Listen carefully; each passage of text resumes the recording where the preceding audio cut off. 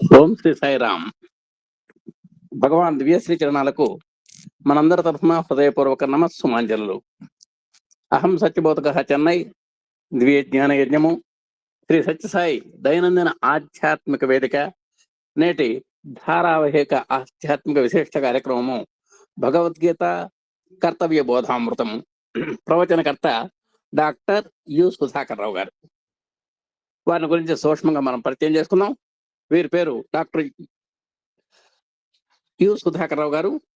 వృత్తి అసోసియేట్ ప్రొఫెసర్గా ఎల్బి కళాశాలలో విశాఖపట్నంలో వీరు పనిచేసి రిటైర్ అయ్యారు.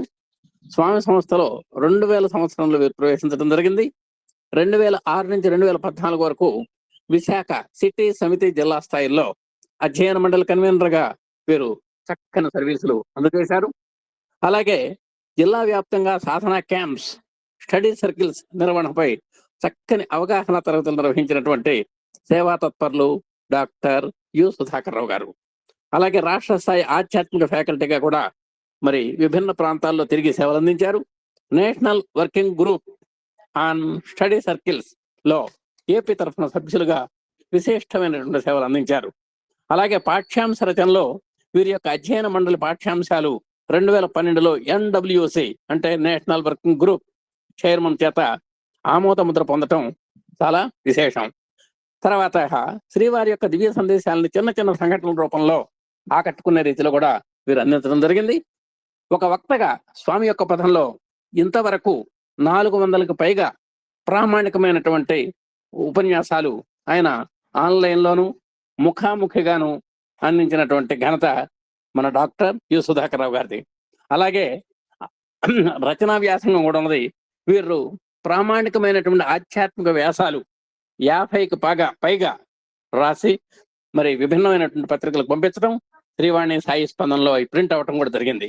50కి పైగా మన ఆయన ఆధ్యాత్మిక వ్యాసాలు రాశారు.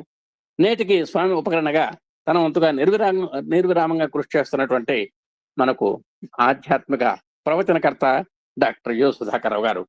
డాక్టర్ యు సుధాకర్ రావు గారిని తమ అమూల్యమైనటువంటి భగవద్గీతపై పరిశోధనాత్మకమైనటువంటి ధారావాహిక కార్యక్రమాన్ని మనకు కొనసాగించవలసిందిగా వారికి మనందరి తరఫున మన స్వామి యొక్క దివ్యాశీస్సులు ఉండాలని, మన అధినేత దంపతుల యొక్క శుభాకాంక్షలతో, మన ఆత్మీయ సోదర సోదరిమణుల యొక్క శుభకామనలతో వారికి స్వాగతం, సుస్వాగతం. సాయిరామ్ సార్ యు సుధాకర్ రావు గారు. సాయిరామ్ డాక్టర్ యు సుధాకర్ రావు గారు. సాయిరామ్.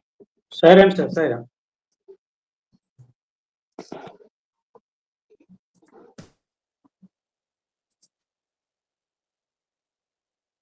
పద్మ గారు ఓకే అండి? సాయిరామ్ సార్. పద్మ గారు ఓకే? పద్మ గారు ఓకేనా? Sairam sir. Sairam. Okay sir. Okay అండి.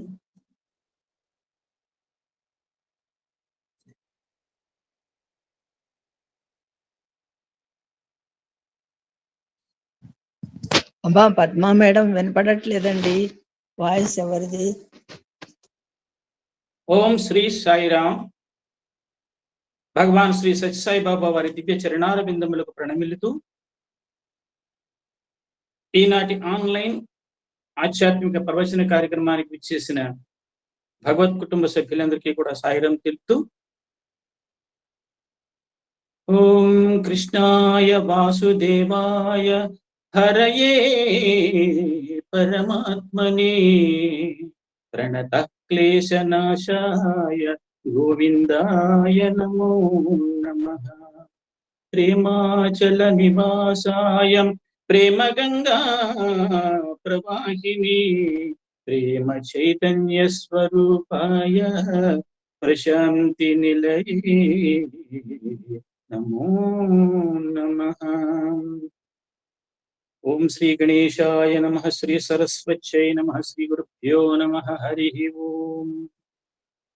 సభా సరస్వతికి నమస్కారం. శ్రీమద్ భగవద్గీత కర్తవ్య బోధామృతం అనే ధారావాహిక సత్సంగంలో భాగంగా ఈరోజు మనం 7వ ఎపిసోడ్లోకి ప్రవేశిస్తున్నాం. ఈరోజు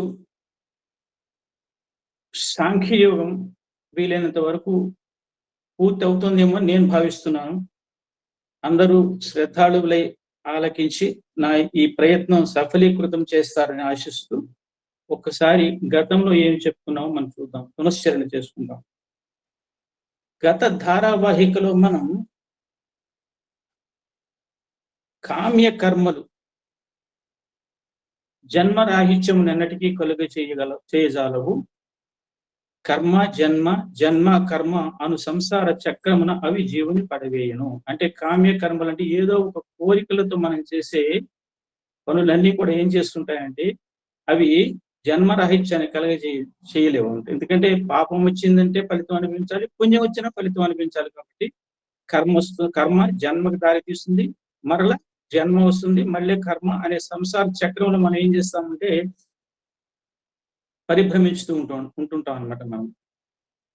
అందువలన భగవానుడు ఏం చేశాడంటే గీత యందు నిష్కామ కర్మని ప్రోత్సహించుతున్నాడు అనమాట. ఒక రకంగా చెప్పాలంటే ఇదే జీవిత లక్ష్యం కూడా. మనందరం ఏం చేస్తుంటామంటే ఒక శ్లోకంలో ఉంటుంది వేదవాద రథ అని, భగవద్గీతలో ఈ సాంఖ్యయోగంలోని. వేదవాద రథ అంటే మనము చాలా కార్యక్రమాలకి ఫలశ్రుతి చెప్తారనమాట. ఆ ఫలశ్రుతిని ఆధారంగా చేసుకుని మనం వెళ్తుంటాం. కానీ అంటే వేద వాక్యముల బాహ్యార్థములపై ప్రీతి కలిగి అంతరార్థముల జోలికి పోం మనం. ఒక ఆచారం యొక్క బాహ్య రూపానికి అంటిపెట్టుకొనక దాని అసలు ఉద్దేశానికి విధేయులమై ఆచరణాత్మకంగా ఉండడమే వివేకం అన్నమాట. అంటే ప్రతి పనికి కూడా ఒక కోర్ కాన్సెప్ట్, ప్రధానమైన భావన ఉంటుందంట. ఆ భావనకి అనుగుణంగా మనం వెళ్ళాలి తప్ప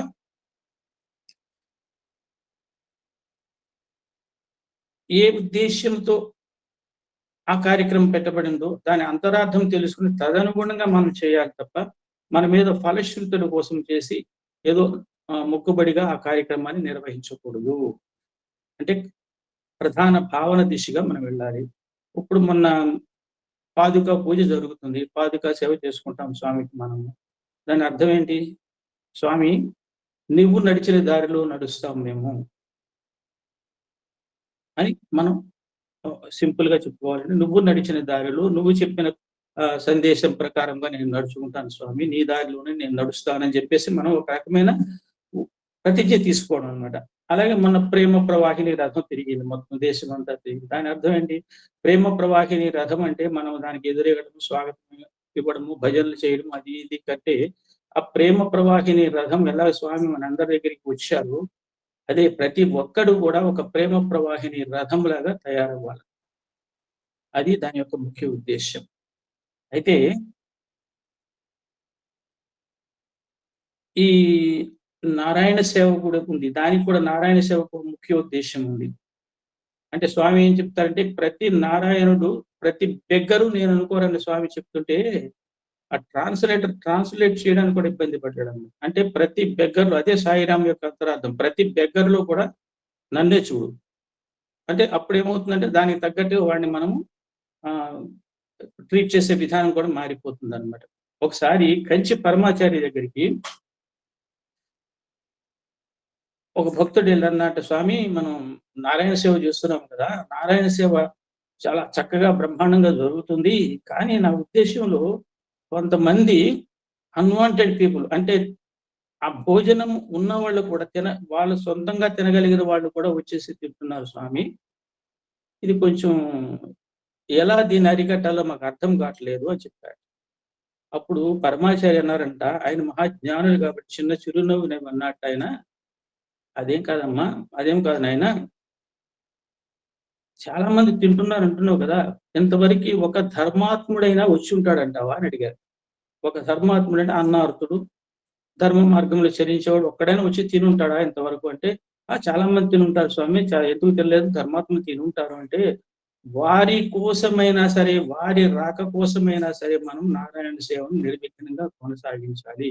అంతేగాని నారాయణ సేవ ఇస్తున్నాడు అంటే వాడు ఉన్నవాడా లేనివాడా అని చూడకండి, మనవాడా పరవాడా చూడకండి, వాడు ఎన్ని త్యాగాలు చేస్తాడు అక్కడ, వాడన్ని అహంకారం మొదలుకుంటాడు, కింద కూర్చుంటాడు, మన పెట్టిన తింటాడు, ఒక్కొక్కసారి మనవాళ్ళు కూడా కొద్దిగా అతిగా ప్రవర్తించేది అన్నా సరే వాళ్ళు పట్టించుకోరు. కానీ ఎన్ని త్యాగాలు చేసి వాడు అక్కడ భోజనం వచ్చినప్పుడు వాడిని తగు రీతిలో మనం సత్కరించాలి, గౌరవించాలి, భోజనం పెట్టాలి తప్ప వాడు ఉన్నవాడా లేనివాడని భావనతో మనం చేయొద్దు. ఎంతమందిలో ఒక ధర్మాత్ముడి కోసం మనం ఎదురు చూడాలంటే వీళ్ళందరికీ కూడా మనం భోజనం ఏర్పాటు చేయాల్సిందని చెప్పారు. కాబట్టి దీన్ని బట్టి ఏంటంటే స్వామి ఏ కార్యక్రమం పాదుకా సేవ అవ్వండి, పాదుకా పూజ అవ్వండి, పల్లకి సేవ అవ్వండి, నారాయణ సేవ అవ్వండి, భజన అవ్వండి, వైద్య శిబిరాలు వెనకాల ఒక ప్రధానమైన భావన ఉంటుందండి, ఒక అంతరార్థం ఉంటుంది. దానికి తదనుగుణంగా మనము ప్రవర్తించాలి తప్ప ఏదో నలుగురు మెచ్చుకుంటారు కదా అహంకార మమకారాలు ఉండకూడదు.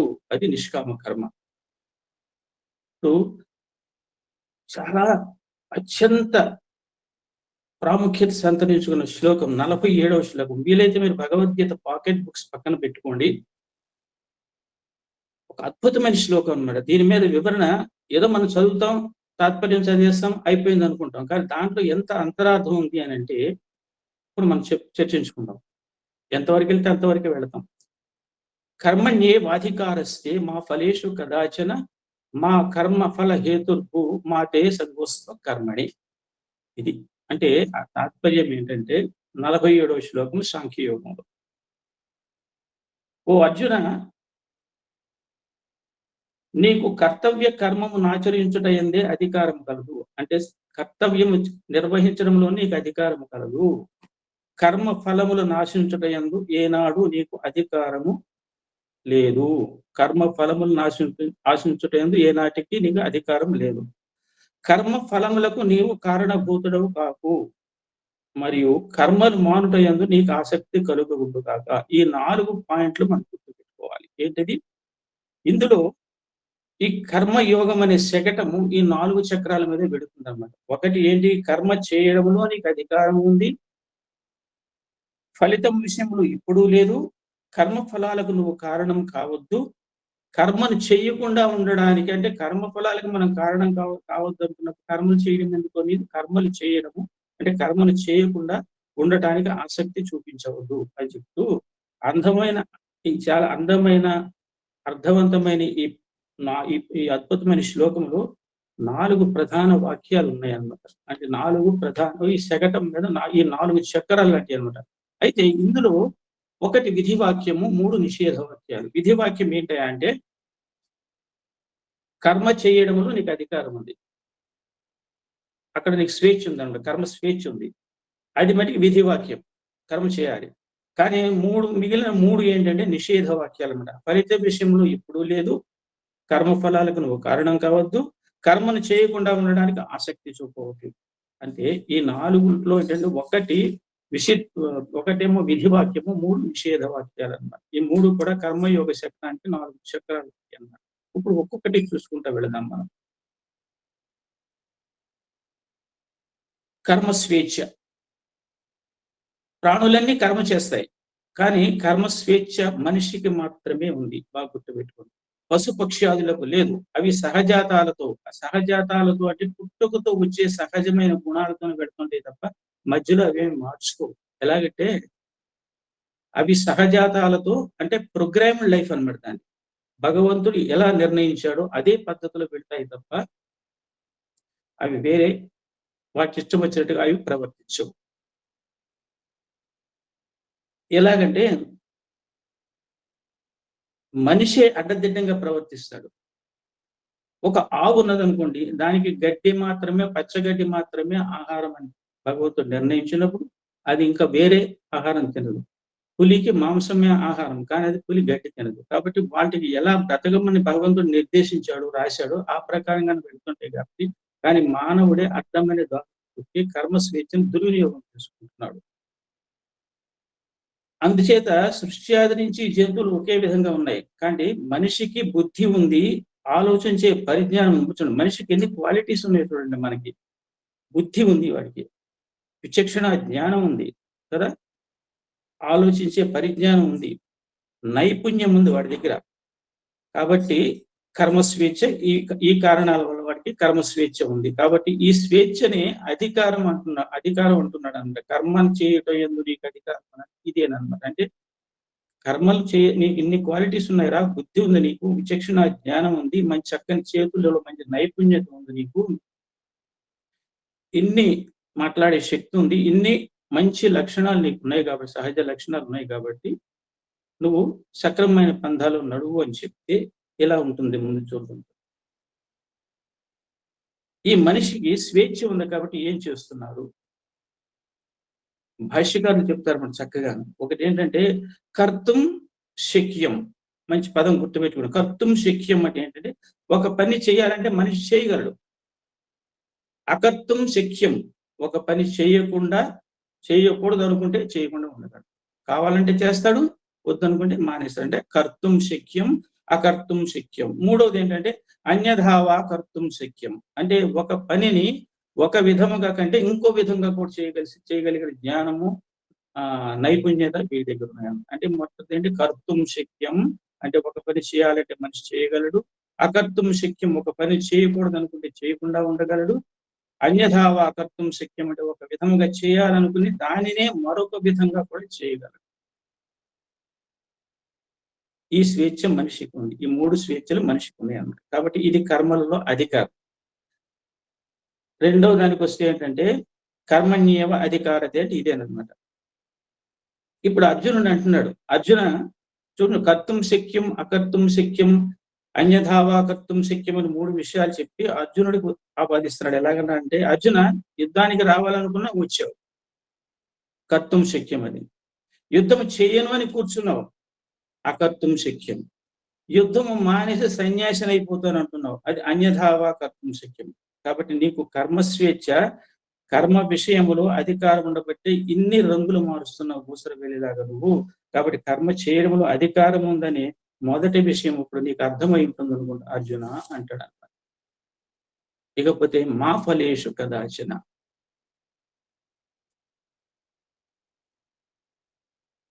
అంటే ఫలితం విషయంలో మనకి అధికారం లేదు. ఈ కర్మకి ఫలితం రావాలని నువ్వు అనుకుంటే రాదు, వస్తే రావచ్చు, లేకపోతే లేవచ్చు.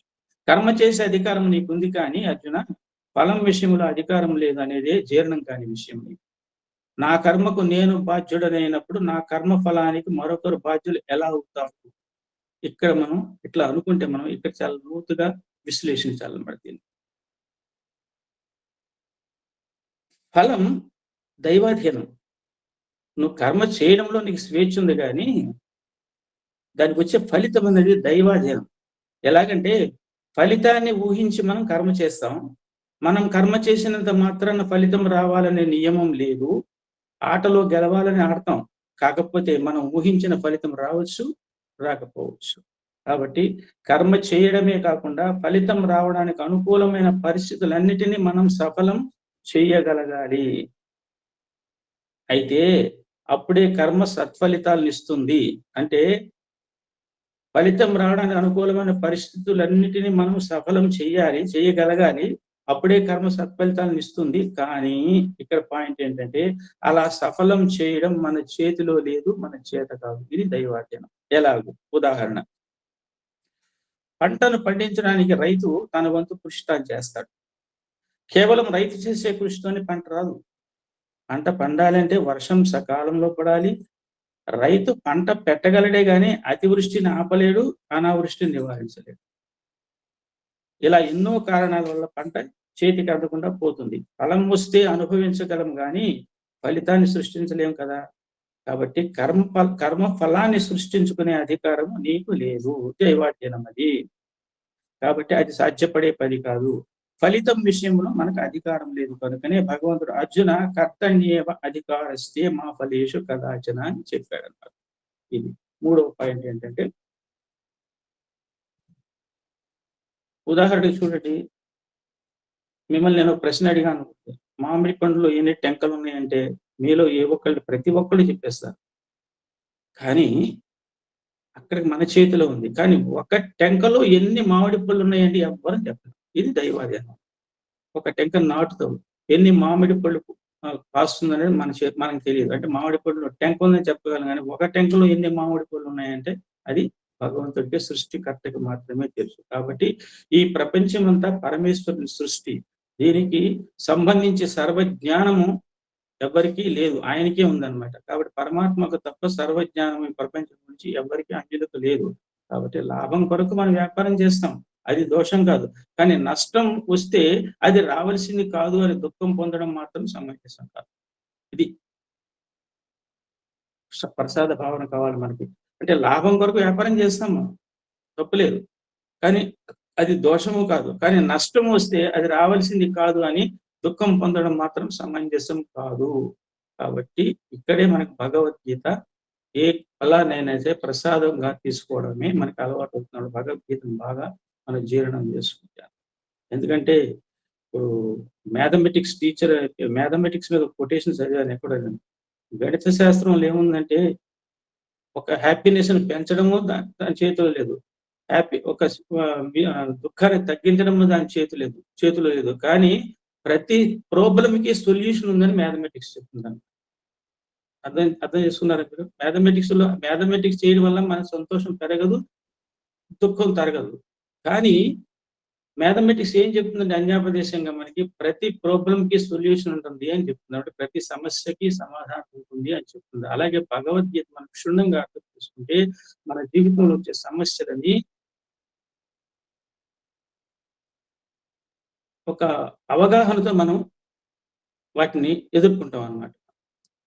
ఇకపోతే అంటే ప్రసాదం వచ్చిన ఫలితాన్ని ప్రసాద భావన అంటే చూడండి, ఏ కర్మకు ఏది ఫలము అంటే ఫలహేతు ఎవడు? ఇన్ని కౌరులు చెప్పిన ఫలహేతు పరమేశ్వరుడు అన్నమాట. ఏ కర్మకి ఏది ఫలము, ఏ కర్మ ఫలం ఎప్పుడు రావాలో ఎక్కడ రావాలో సర్వజ్ఞుడికే తెలుసు. మనం ఆశించిన విధముగా ఫలితం రాని మాట నిజమే, కానీ మనకు రావలసిందే వచ్చింది అనేది అంతకు మించిన నిజం. చూసారా ఎంత చక్కగా చెప్పాడు గీతాచార్యుడు. మనం ఆశించిన ఫలితం రావచ్చు, రాకపోవచ్చు, కానీ వచ్చిన ఫలితం మట్టికి మనకేంటంటే మనకు రావాల్సిందే వచ్చింది అనేది అంతకు మించిన నగ్గన సత్యం అన్నమాట. కాబట్టి ఆ రిజల్ట్ ఏదైనా సరే మన జీవితంలో కష్టమైన నష్టమైన సరే we must be in a position to accept it. భగవత్ ప్రసాదం కింద మనం దాన్ని తీసుకోవాలి. అయితే ఈ ప్రసాద భావన ఎలాగంటే ఏది అందినా ఇచ్చేవాడు ఈశ్వరుడు కావడం వల్ల అందినది ప్రసాదం. ఏది ఫలితం వచ్చినా నీకు అది ఈశ్వర ప్రసాదమే అని భావించాలి. ప్రతి కర్మఫలము ప్రసాదమే.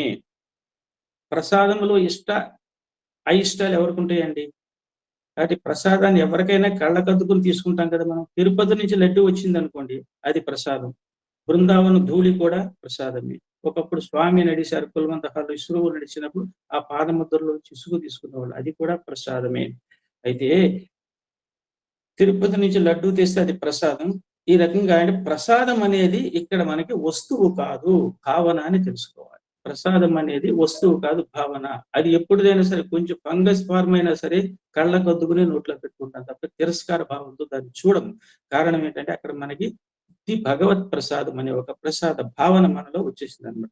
కాబట్టి ఒక వస్తువు పరమేశ్వరు నుండి వచ్చింది అని గుర్తించగలిగితే అనే భక్తి కానీ మనకు ఉందనుకోండి, మరుక్షణమే ఆ వస్తువు ప్రసాదం అయిపోతుంది.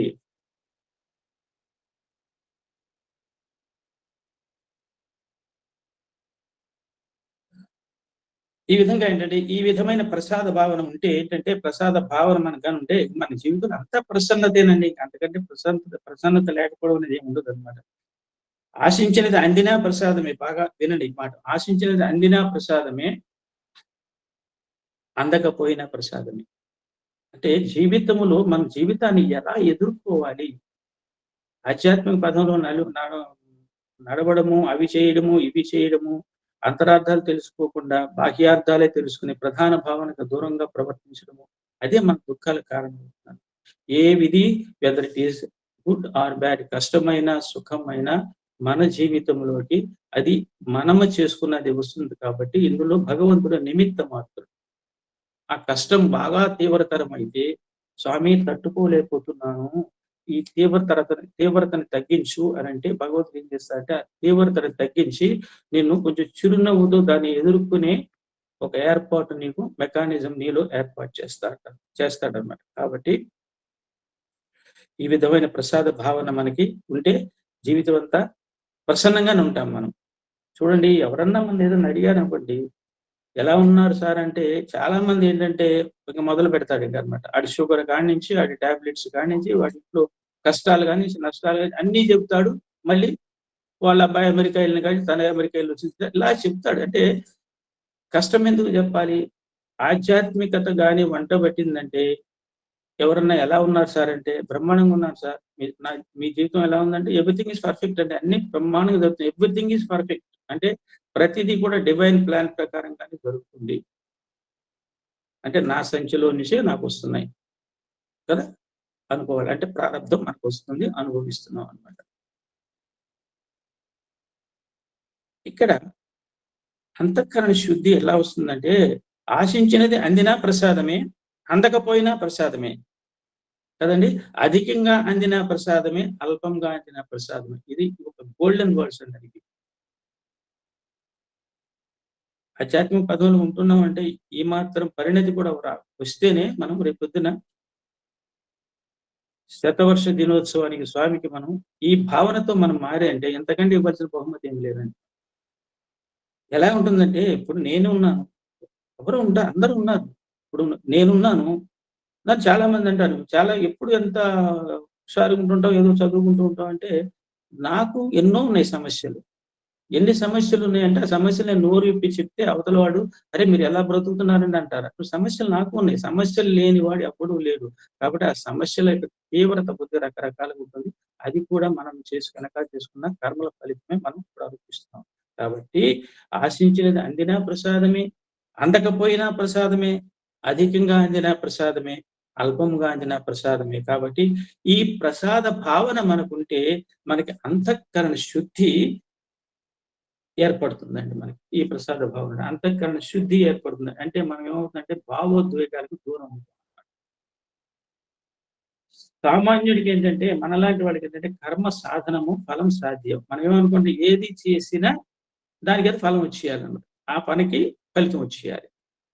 కానీ కర్మయోగి ఎలా ఉంటాడంటే కర్మ సాధనమే వాడికి. కానీ ఫలం ఏంటంటే వాడికి చిత్తశుద్ధి. అంటే ఇందాక మనం చెప్పుకున్న ఆ 3 భావనలు కదా! ఎంత తక్కువ అందినా, ఎక్కువ అందినా, సమానంగా అందినా, ఏదందినా ప్రసాదం అనుకుంటాడు కదా! కర్మయోగికి అటువంటి భావనలు వస్తే ఏమవుతుందంటే వాడి అంతఃకరణ శుద్ధి, చిత్తశుద్ధి అవుతుంది. అంటే మనకేంటంటే కర్మ చేస్తే పనిముట్టు కింద కర్మను మనం చేస్తే మనకు వచ్చేది ఫలం ఏంటంటే దాని ఫలితం ఏదో వస్తుంది. కానీ కర్మయోగి కర్మ చేస్తాడు. కానీ తద్వారా వాడి అంతఃకరణ శుద్ధి పడుతుందన్నమాట. ఈ ప్రపంచంలో కర్మల వల్ల పొందే ఫలాలన్నీ ఏదో ఒకనాడు బాగా గుర్తుపెట్టుకోవాల్సిన విషయం, ఏదో ఒకనాడు పోగొట్టుకునేవేనండి అవన్నీ కూడా అని కర్మయోగికి తెలుసు, సామాన్యులకి తెలియదు. అందుగురించే అంటే ఇంత మాత్రాన ఫలితం ఏంటో తెలియనప్పుడు కర్మలు చేయకుండా కూర్చోవచ్చు కదా అని అంటే దానికి మళ్ళీ చెప్తున్నాడు ఈయన 47వ శ్లోకంలో ఆఖరిలో అంటున్నాడు కర్మ శూన్యత తే సంగోస్త్వ కర్మణి అని, తే సంగోస్త్వ కర్మణి అని 47 శ్లోకంలో 2వ లైన్లో చివరి పదం అన్నమాట. తే సంగోస్త్వ కర్మణి అంటే కర్మ శూన్యత దోషయుతము, కర్మ చేయకుండా ఉండడం కూడా అదొక మహాపాపం అంట.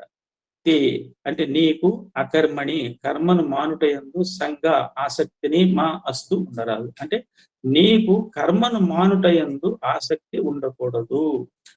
అది బాగా గుర్తుపెట్టుకోండి. కర్మను మానేద్దాం అనుకుంటే అలా అనుకుంటే ఏంటంటే తమోగుణం అయిపోతుంది. కర్మను త్యజిస్తే తమోగుణం అయిపోతుంది. కర్మను త్యజటం ఎందుకు అంటే ఆశించిన ఫలం రాదని భయం ఉంటేనే కర్మను త్యజించాలి. కర్మఫలం రాదని కర్మలను ఆరంభించకముందే మనకు తెలుసా కదండి. కర్మఫలం రాదని ఆరంభించకముందు నువ్వు ఎలా గెస్ట్ చేయగలవు? కాబట్టి కర్మ చేస్తే కదా నీకు ఫలితాలు మనం బయటపడేది. కనుక కర్మ చేయాలి, ఫలితాన్ని మీరు ప్రసాదంగా స్వీకరించాలి. అప్పుడు ఏమి దోషము మీకు అంటదు. అది కర్మ చేయాలి, కర్మ ఫలితాన్ని మనం ప్రసాద భావనతో స్వీకరించాలి. అంటే భగవత్ ప్రసాదాన్ని ఎలా స్వీకరిస్తామో దానివల్ల వచ్చే రిజల్ట్ కూడా స్వామి అంతా నీ ఇచ్చ ప్రకారమే జరిగింది. మంచి జరిగిందా నీ ఇచ్చ ప్రకారం జరిగింది, చెడు జరిగిందా నీ ఇచ్చ ప్రకారమే జరిగింది స్వామి అనుకుంటాను. అయితే కర్మయోగికి కర్మశూన్యత సమస్యలను సృష్టిస్తుందేమో కానీ కర్మాచరణం సమస్యగా. కర్మయోగి కర్మ చేయకుండా ఉంటే వాడికి సమస్యలు వస్తాయేమో కానీ కర్మాచరణం మట్టికి అతనికి సమస్య కాదు. కర్మయోగికి ఫలాసక్తితో కర్మలు చేయడం ఏమవుతుందంటే ఫలాసక్తితో ఎప్పుడైతే కర్మలు చేస్తామో మనం రజోగుణము అవుతుంది. అంటే ఏమంటే ఒక ఫలితాన్ని ఆశించకుండా చేస్తాము అంటే ఫలితాన్ని మీరు ముందు నిర్ణయించుకోవచ్చు. ఏదో ఒక ఫలితం వస్తుంది, దాన్ని యాక్సెప్ట్ చేసేదానికి మీరు సిద్ధం కావాలి. ముందే నిర్ణయించుకుంటే తదనుగుణంగా మీ ఫలితం రాకపోతే ఏమవుతారు కదా. అందు గురించి అంటే ఇప్పుడు ఫలాసక్తితో కర్మలు చేయడం అది రజోగుణం అయిపోతుంది. అసలు ఏమీ చేయను నేను కూర్చుంటానంటే కర్మశూన్యత తమోగుణం అయిపోతుంది. కాబట్టి ఫలాపేక్ష లేకుండా కర్మలు ఆచరించడం సత్వగుణము. అర్థమైంది కదా.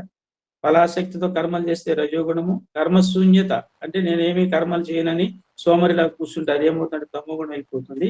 కాబట్టి ఫలాపేక్ష లేకుండా కర్మలు ఆచరించాలనుకుంటే అది సత్వగుణం అవుతుంది. కాబట్టి కర్మయోగి ఎటువంటి వాడంటే నిత్య సత్య సత్వగుణస్తుడు అన్నమాట వాడు. ఈ విధంగా చేసుకుంటే అది 47వ శ్లోకంలో ఇంత అర్థం ఉంది. మనం ఏదో తాత్పర్యము కర్మలను ఆచరించడం దేనికి అధికారం కలదు, దాని ఫలములు ఎందు లేదు, కర్మలకు నువ్వు హేతువు కారాదు, కర్మ మానుటి ఎందు నువ్వు ఆసక్తుడు కాకూడదు, అలాగే అనగా ఫలాపేక్ష రహితుడివై కర్తవ్య బుద్ధితో కర్మలను ఆచరించము ఎంతో చదివేస్తుంటాం. నెక్స్ట్ శ్లోకం వెళ్ళిపోతాం. దీంట్లో ఎంత భావన మనకి ఉన్నదన్నమాట, ఇంత అర్థము అంతరార్థాలు ఉన్నాయన్నమాట. ఇప్పుడు 48వ శ్లోకంకి వెళ్దాం మనం. యోగస్థ కురు కర్మాణి సంగం త్యక్త్వా ధనంజయ సిజ్జో సమో భూత్వా సమత్వం యోగయుజ్యతే. ఇది అండి శ్లోకం. అంటే కర్మయోగి కర్మఫలం కొరకు కర్మ చేయడు అని తెలిసింది. మరి కర్మలు ఎలా చేయాలండి అంటే ఈ కింది విషయాన్ని ఈ శ్లోకం చెప్తుంది అన్నమాట. యోగస్థ కురు కర్మాణి సంగం త్యక్త్వా ధనంజయ సిజ్జో సమో భూత్వా సమత్వం యోగ ఉచ్యతే. అంటే ఇక్కడ సిద్ధ సిజ్జు అంటుంది. అంటే సిద్ధ అసిద్ధులు అంటే సమత్వ భావము. అంటే సిద్ధించిన ఫలితం వచ్చిన, అసిద్ధి ఫలితం రాకపోయినా నువ్వు ఒకే బ్యాలెన్స్డ్ మైండ్ తో సమత్వ భావంతో ఉండాలన్నమాట. ఓ ధనంజయ, యోగస్థితుడిపై ఆసక్తిని అంటే ఫలాసక్తిని వీడి ఫలము సిద్ధించినా సిద్ధించకపోయినా సమబుద్ధితో ఉండు అని కృష్ణుడు అర్జునుడికి చెప్తున్నాడు అనమాట. కర్తవ్య కర్మలను ఆచరించము. కాబట్టి ఈ సమత్వ భావం అని యోగమందులు సిద్ధ్యో అంటే రెండు సిద్ధ అసిద్ధుల యందు కూడా ఒకే భావంతో ఉన్నప్పుడు ఇది భగవత్ ప్రసాదం అనుకున్నప్పుడు దీన్ని ఈ సమత్వ భావాన్ని యోగము అంటారు. యోగం అంటే చాలా అర్థాలు ఉన్నాయి మనకి. యోగం అంటే జీవాత్మ పరమాత్మ కలయిక. యోగము అంటే మనం ఒక పని చేద్దాం అంటే ఆ పని మీదే మనము కర్తవ్య దీక్ష పరాయణంలో అవడం కూడా యోగం అన్నమాట. అయితే 49వ శ్లోకములు ఏముందంటే దూరేణ హ్యవరం కర్మ బుద్ధి యోగ ధనంజయ బుద్ధౌ శరణమన్విచ్య కృపణ ఫలహేతవ. అంటే ఈ సమత్వ బుద్ధి యోగము కంటేను సకామ కర్మ మిక్కిలి నిమ్మన శ్రేణికి చెందినది అని గీతాచార్యుడు చెప్తున్నారు. అంటే సకామ కర్మ అంటే ఏది చేస్తాం దాని ఫలితం రావాలి అనుకోవడం అది చాలా నిమ్మన శ్రేణికి సంబంధించిన అభిప్రాయం అన్నమాట. కాబట్టి ఓ ధనంజయ, నీవు సమత్వ యోగ బుద్ధిని ఆశ్రయింపుము. అంటే నువ్వు యుద్ధం ఏంటంటే మా మనుస్మర యుద్ధ చ అంటాడు కదా, నన్నే తలుచుకుంటూ నువ్వు యుద్ధం చెయ్యి అని చెప్పాడు కదా. అట్లాగే ఓ ధనంజయ, నీవు సమత్వ యోగ బుద్ధిని ఆశ్రయింపుము. ఏలనన ఫలాసక్తితో కర్మలు చేయవారు అత్యంత దీనులు కృపణులు. సాక్షాత్ కృష్ణ పరమాత్మ తన నోటి వెంట అన్న మాట అనమాట. ఫలాసక్తితో కర్మలు చేయవాలంటే అత్యంత దీనులు అన్నమాట, కృపణులు. కాబట్టి దీనులు కృపణులు. కాబట్టి ఇప్పుడు ఏ పని చేసినా మనం ఏం చేయాలంటే ఈశ్వరార్థం చేయాలి. ఈశ్వరార్థం అంటే కర్మయోగి కేవలం ఈశ్వరుని కొరకే కర్మలు ఆచరిస్తాడు. మన కర్మలు ఈశ్వరునికి ఎందుకు? మన కర్మలు సర్వజ్ఞుడైన ఈశ్వరునికి అవసరమా అని మనం అనుకుంటే కానే కాదు. మరి ఈశ్వరార్థం కర్మలు ఎందుకు చేయాలి? మన కర్మలు అవసరమండి భగవంతుడికి? కాదు. కానీ ఎందుకు చేయాలి? మనం తన కర్తవ్యాన్ని నిర్వహించేటప్పుడు ఆ కర్తవ్య రూపములో గోచరిస్తున్న శ్రీకృష్ణుని దర్శిస్తూ ఫలసంగం లేకుండా కర్మాచరణంతో తృప్తి పడేవాడే యోగస్థుడు. చూసారు ఎంత బాగా చెప్పాడు ఆయన. ప్రతి పనిని వర్క్ ఈజ్ వర్షిప్ అంటారు కదా స్వామి. అంటే తన కర్తవ్యాన్ని నిర్వహించేటప్పుడు ఏమవుతుందంటే ఆ కర్తవ్య రూపంలో భగవంతుడిని చూడాలన్నమాట. మనం శ్రీకృష్ణుని దర్శిస్తూ ఫలాసంగం లేకుండా కర్మాచరణంలో తృప్తి పడేవాడే యోగస్థుడు. అంటే ఇక్కడ శంకరులు కూడా చెప్తారన్నమాట. ఆది శంకరాచార్య తన భాష్యంలో ఏం చెప్తారంటే వెరీ ఇంపార్టెంట్ ఇది. ఇక్కడ ఏమవుతుందా, మనము ఈశ్వరుని కొరకే కర్మలు చేయాలి అని అనుకుంటున్నాం.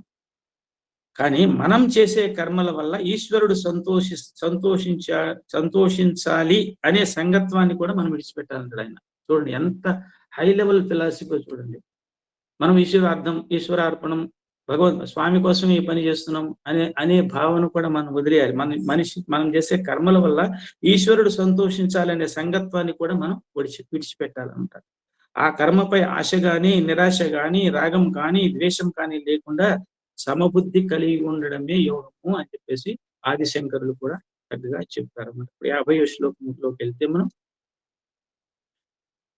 అంటే ఇక్కడ మనం చూడండి, స్పోర్ట్స్ డే కూడా ఉంటుంది మనకి. స్పోర్ట్స్ డేలో పిల్లలు ఉన్నారు కదా, వాళ్ళేమి బహుమతుల కోసం చేయరండి. స్వామి చేతి మీద బహుమతి తీసుకోవాలి కదా.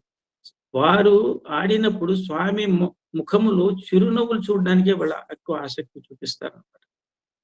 కాబట్టి ఎప్పుడు కూడా మనం ఏం చేయాలని, కర్మలు చేసినప్పుడు ఏంటంటే దాని మీద ఏ విధమైన ఆశ గాని, నిరాశ గాని, ఆశ అంటే ఏదో రావాలి, నిరాశ అంటే మనం గెలవలేమేమో అని రాగం కానీ, అటాచ్మెంట్, తర్వాత ద్వేషం కానీ ఉండకూడదు. సమబుద్ధి కలిగి ఉండాలి. ఈ విధంగా 50వ శ్లోకం కంటే, బుద్ధియుక్తో జహాతీహ ఉభే సుకృత దుష్కృతే తస్మాజ్యోగాయ యుజ్యస్వ యోగ కర్మసు కౌశలం. ఈ యోగ కర్మసు కౌశలం అని చాలా వరకు మనం ఎలా పలుకుతామంటేనండి, యోగ కర్మసు కౌశలం ఒకే పదం కింద పరిచేస్తుంటాం. యోగ కర్మ సుకౌశలం కాదు, అది యోగ కర్మసు కౌశలం. కర్మసు అంటే ప్లూరల్ అన్నమాట, కర్మలు అని. కౌశలం అంటే నేర్పరితనం. కర్మలు నేర్పరితనంతో చేయడమే, అంటే ఆ కర్మ ఎందే బుద్ధిని ఏకాగ్ర బుద్ధితో చేయడం. అంటే భూతద్దం పెట్టి, పేపర్ పెట్టి సూర్యుడికి ఎదురుగుండా పెడితే పేపర్ ఎలా కాలుతుందో, అలాగే మన బుద్ధి ఏకాగ్ర బుద్ధితో, ఏకాగ్రతో ఆ పనిలో నిలిపింది ప్రజెంట్ అంటారు కదా స్వామి. అంత ఏకాగ్ర బుద్ధితో చేసినప్పుడు అదేమవుతుందంటే అది కర్మలో నేర్పరితనం అన్నమాట. ఇక్కడ చూడండి,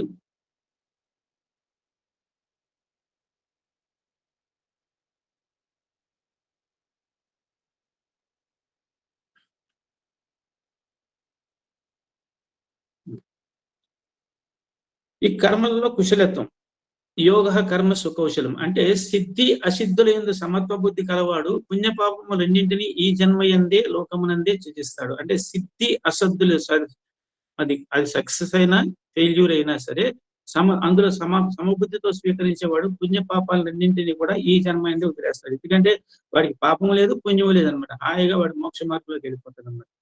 వాడు ఫలితం రావాలనుకున్న ఫలితం వచ్చిందనుకోండి, వాడు అది అనుభవించి ఆ ఫలితం మంచి పుణ్యం చేశాడు, ఫలితం వచ్చింది, స్వర్గంకి వెళ్ళాలి, మళ్ళీ తిరిగి రావాలి. వాడు పాపం చేశాడు, నరకంకి వెళ్ళాలి, మళ్ళీ తిరిగి రావాలి. కాబట్టి కర్మయోగి ఏం చేస్తాడంటే పుణ్య పాపాలు రెండింటినీ కూడా ఈ జన్మ అంటే ఈ లోకంలోనే వదిలేస్తాడు అనమాట. పట్టించుకోడు వాటికి. అనగా అట్టి వారికి కర్మ ఫలములు అంటవు. కనుక నీవు అర్జున సమత్వ బుద్ధి యుక్తముగా నిష్కామ కర్మయోగం కొరకు ప్రయత్నింపము. కర్మల యందలి నేర్పరితనమే యోగం అనబడు. కర్మల యందలి నేర్పరితనం ఏంటి? సమత్వ యోగ బుద్ధి, సమత్వ బుద్ధి అన్నమాట. సమత్వం యోగ ఉచ్యతే అంటారు కదా, సమబుద్ధి అనమాట. ఇది సక్సెస్ అయినా ఫెయిల్యూర్ అయినా సమబుద్ధి.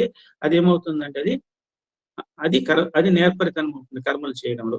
అదే యోగం అనగా నేర్పుతో అనాసక్తంగా కర్మలను కలుగు సామర్థ్యమే యోగం. నేర్పుతో అనాసక్తంగా, పదాలు బాగా అర్థం చేసుకోవాలి మనం. నేర్పుతో స్కిల్ ఉపయోగిత లేదు, అడ్డదిడ్డంగా చేయడం కాదు. అనాసక్తంగా అంటే ఫలాపేక్ష రహితుడై కర్మలను ఆచరింపగలుగు సామర్థ్యమే యోగము. అది ఇక్కడ ఒక ట్విస్ట్ ఉందండి, ఇక్కడ మెలికుంది. ఏంటంటే సమత్వం అనేది కర్మలకు సంబంధించింది కాదు, కర్మ ఫలాలకు సంబంధించింది. నీకు సమత్వ బుద్ధి ఉండాలని చెప్పింది గీతాచార్యుడు కర్మలకు సంబంధించి కాదు, కర్మ ఫలాలకు సంబంధించింది అనమాట. అంటే కర్మలు స్థూలమైనవండి. ఎందుకంటే పైగా దేనికదే. ఇప్పుడు చూడండి, ఒక్క కర్మ మరో కర్మ కాదు. నేను ఈ పని చేసి ఆ పని చేసినట్టు అనుకోవడానికి లేదు. ఎలాగంటే పంట పండించడం ఒక కర్మ అయితే వంట చేయడం ఒక కర్మ కదా. కాబట్టి రెండింటినీ సమంగా చూడడం సాధ్యమా? కాబట్టి సమత్వం అనేది కర్మలకు సంబంధించింది కాదు, కర్మ ఫలాలకు సంబంధించినది. ఆ పాయింట్ మనం బాగా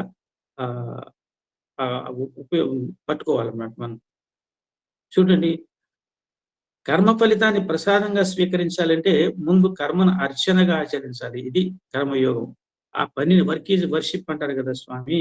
కాబట్టి కర్మ ఫలితాన్ని ప్రసాదంగా స్వీకరించాలంటే ముందు ఏం చేయాలి? మనం కర్మను అర్చనగా ఆచరించాలి. ధర్మబద్ధమైన కర్మను ఈశ్వర భావనతో అహంకారం లేకుండా ఆచరించినప్పుడే అది పూజ అవుతుంది, ఫలితం ప్రసాదం అవుతుంది. చూడండి ఎంత చక్కని అర్థం చెప్పాడు అన్నమాట. అయితే ఇక్కడ కర్మలు లౌకికమైన కర్మలు, ఆధ్యాత్మిక కర్మలు రెండిట్లో కూడా కుశలత ఉండాలండి. లౌకిక కర్మలు అంటే అసలు యోగ కర్మసు కౌశలంకి ఉదాహరణ ఏం చెప్తారంటే, మునాశ్రమాల్లో రాజుగారి పిల్లలు, అందరు పెద్ద పెద్ద వాళ్ళ పిల్లలందరూ కూడా ముని ఆశ్రమాల్లో శిష్యరికం చేసేవాళ్ళు, శుశ్రూష చేసేవాళ్ళు, గురువు గారికి విద్య నేర్చుకునేవాళ్ళు. అక్కడ రాజుగారి కొడుకనే పనే ఉండేది. కట్టెలు తెమ్మనేవాళ్ళు, అటువైపు అమ్మగారికి కావాల్సిన, అయ్యగారికి కావాల్సిన అన్ని సమకూర్చేవాళ్ళు, వాళ్ళు విద్య నేర్చుకునేవాళ్ళు. గురువు గారు కూడా ఏం చేసేవాడు, ఇటు రాజుగారి కొడుకు, ఇటు మంత్రి గారి కొడుకు, ఇటు ఇంకొకడు కొడుకు అనేది ఆయన కూడా ఆ యొక్క తరతమ భేదం లేకుండానే అందరికీ సమంగా విద్యను బోధించేవాడు అనమాట. అక్కడ గురువు గారికి చెప్పే పనుల్లో ఒక పని ఉండేది. ఏంటి? దర్భలు తీసుకురావడం. యజ్ఞ కార్యక్రమాలకి, వాళ్ళు పూజా కార్యక్రమాలకు కానీ దర్భలు కావాలి కాబట్టి ఆ దర్భలు తీసుకురావాలి వెళ్ళినప్పుడు. ఆ దర్భలు తీసుకొచ్చినప్పుడు ఎంత నేర్పుతో వాటిని తెంపాలి అనేది వాళ్ళకి సాధన చేయించేవాడు అనమాట. అంటే గోళ్ళు తెగకుండా ఎదటివాడు ఎలా తెంచుతున్నాడు అనేది చక్కగా చూసి, ఆ గోళ్ళు తెగకుండా, చేతులు తెగకుండా ఆ దర్భలను తుంచడం అలవాటు చేసుకొని తెస్తే గురువు గారు పరిశీలించేవాళ్ళు. అప్పుడు వాడికి సుకౌశలం, కర్మ సుకౌశలం అంటే కర్మ చేయడంలో నేర్పరితనం వచ్చినప్పుడు కుశము అంటే దర్భ కూడా వస్తుంది. అంటే కర్మను చేయడంలో నేర్పరితనము అక్కడి నుంచే ప్రారంభమయ్యేది పుణ్యాశ్రమాల్లో. కాబట్టి ధర్మబద్ధమైన కర్మ ఈశ్వర భావన లేకపోతే ఏమవుతుందంటే, ధర్మబద్ధమైన కర్మ చేస్తే ఈశ్వర భావనతో చేయకపోతే ఏమవుతుందంటే నీకు వచ్చేది అహంకారం అవుతుంది అనమాట. అహంకారం. అదే కర్మని నువ్వు పూజ కింద, అర్చన కింద భావించావు, వచ్చే రిజల్ట్ ఏమవుతుంది? ప్రసాదం అవుతుంది అనమాట. ఇప్పుడు ఒకసారి ఒక కర్మ సుకౌశలానికి 2 ఉదాహరణలు మనకు చెప్తాను నేను. స్వామి సమక్షంలో జరిగినాయి. స్వామి ఒకరోజు చీరలు పంచుతున్నారు. చీరలు కాదు, ఏదో సంథింగ్ ఏదో చేస్తున్నారు, పంచుతున్నారు అన్నమాట. స్వామి పంచుతున్నప్పుడు ఈ పాద నమస్కారాలకు కలబడిపోతున్నప్పుడు స్వామి ఒకసారి చేశారంట, అనుకోకుండా తూలి పడిపోయారు. చాలా మంది మనం కూడా చూస్తుంటాం, కాళ్ళు పట్టుకుని గోకడం, ఇది పాదాలు పట్టుకోవడం, స్వామి కొంచెం నడిచే స్వామి కొంచెం ముందుకు తోలడం, నిలదొక్కుకోవడం, ఇవన్నీ మనం గమనించి ఉంటాం. పడిపోబోతుంటే ఒక సేవాదాలు ఏం చేశాడంటే, స్వామిని పట్టుకోవడానికి ప్రయత్నం చేసేసి ఏదో పెద్ద ఓవర్ యాక్షన్ చేయలేదు వాడు. చక్కగా స్వామి పడిపోతున్నారనేసి పట్టుకోవడానికి ఎప్పుడైతే వీడు ప్రయత్నించాడో మొత్తం అందులో ఉన్న అంతమంది వేల మంది భక్తుల నుంచి కలకలం బయలుదేరిపోతుంది. కానీ సేవాదాలు ఏం చేశాడంటే, స్వామి ఎప్పుడైతే తూలుతున్నారో, ముందుకు పడబోతున్నారో చక్కగా స్వామి ముందు వంగాడు. అర్థం చేసుకోండి, స్వామి ముందు వంగాడు. దీన్ని పిక్చరైజ్ చేసుకోండి, మీరు ఊహించుకోండి ఆ దృశ్యాన్ని. స్వామి ముందు వాడు వంగాడు. ఇలా వంగితే స్వామి ఏం చేశారంటే, అది వీప్ మీద చేసి నిలదొక్కున్నారు. ఎవరికి తెలియదు, పక్క వాడికి కూడా తెలియదు ఇలా జరిగినట్టుగా. అంత కాముగా జరిగిపోయింది. లేకపోతే వాడు పట్టుకున్నప్పుడు నిజంగా స్వామి గారిని పడిపోతే ఈ సేవాదాల మీద యాక్షన్ తీసుకోవడం, ఆ గ్రూప్ లీడర్ తిట్టడం, వాళ్ళంత కథ జరిగిపోయేది. అసలు ఎవరికీ తెలియదు జరిగిపోయింది. అప్పుడు స్వామి ఆ సేవాదాన్ని పిలిచి మెచ్చుకుని, మంచి పని చేసావు నాయన, ఇదే నాయన కర్మ సుకౌశలం అంటే, కర్మ చేయడంలో నేర్పరితనం అంటే ఇదేరా అని చెప్పి ఆ కుర్రాన్ని మెచ్చుకున్నారు. నిజంగా జరిగింది. ఆ సేవాదాలు మెచ్చుకున్నారంట. అంటే అక్కడికి అప్పుడు ఆ నేర్పరితనం కూడా ఉంది. ఏ పని ఎలా చేయాలి, విధానం తెలిసి రావాలి. అలాగే సాయి సురేంద్రనాథ్ అని ఒక విద్యార్థి ఉన్నాడు స్వామి దగ్గర. ఇప్పుడు కూడా మీరు భజనలో చూస్తే నల్లగా ఉంటాడు, తబలా కొడతాడు ఆయన. ఆ టీచర్ కూడా ఆయన నల్లగా ఉంటాడు బాగా. అతను ఒక రోజున స్వామి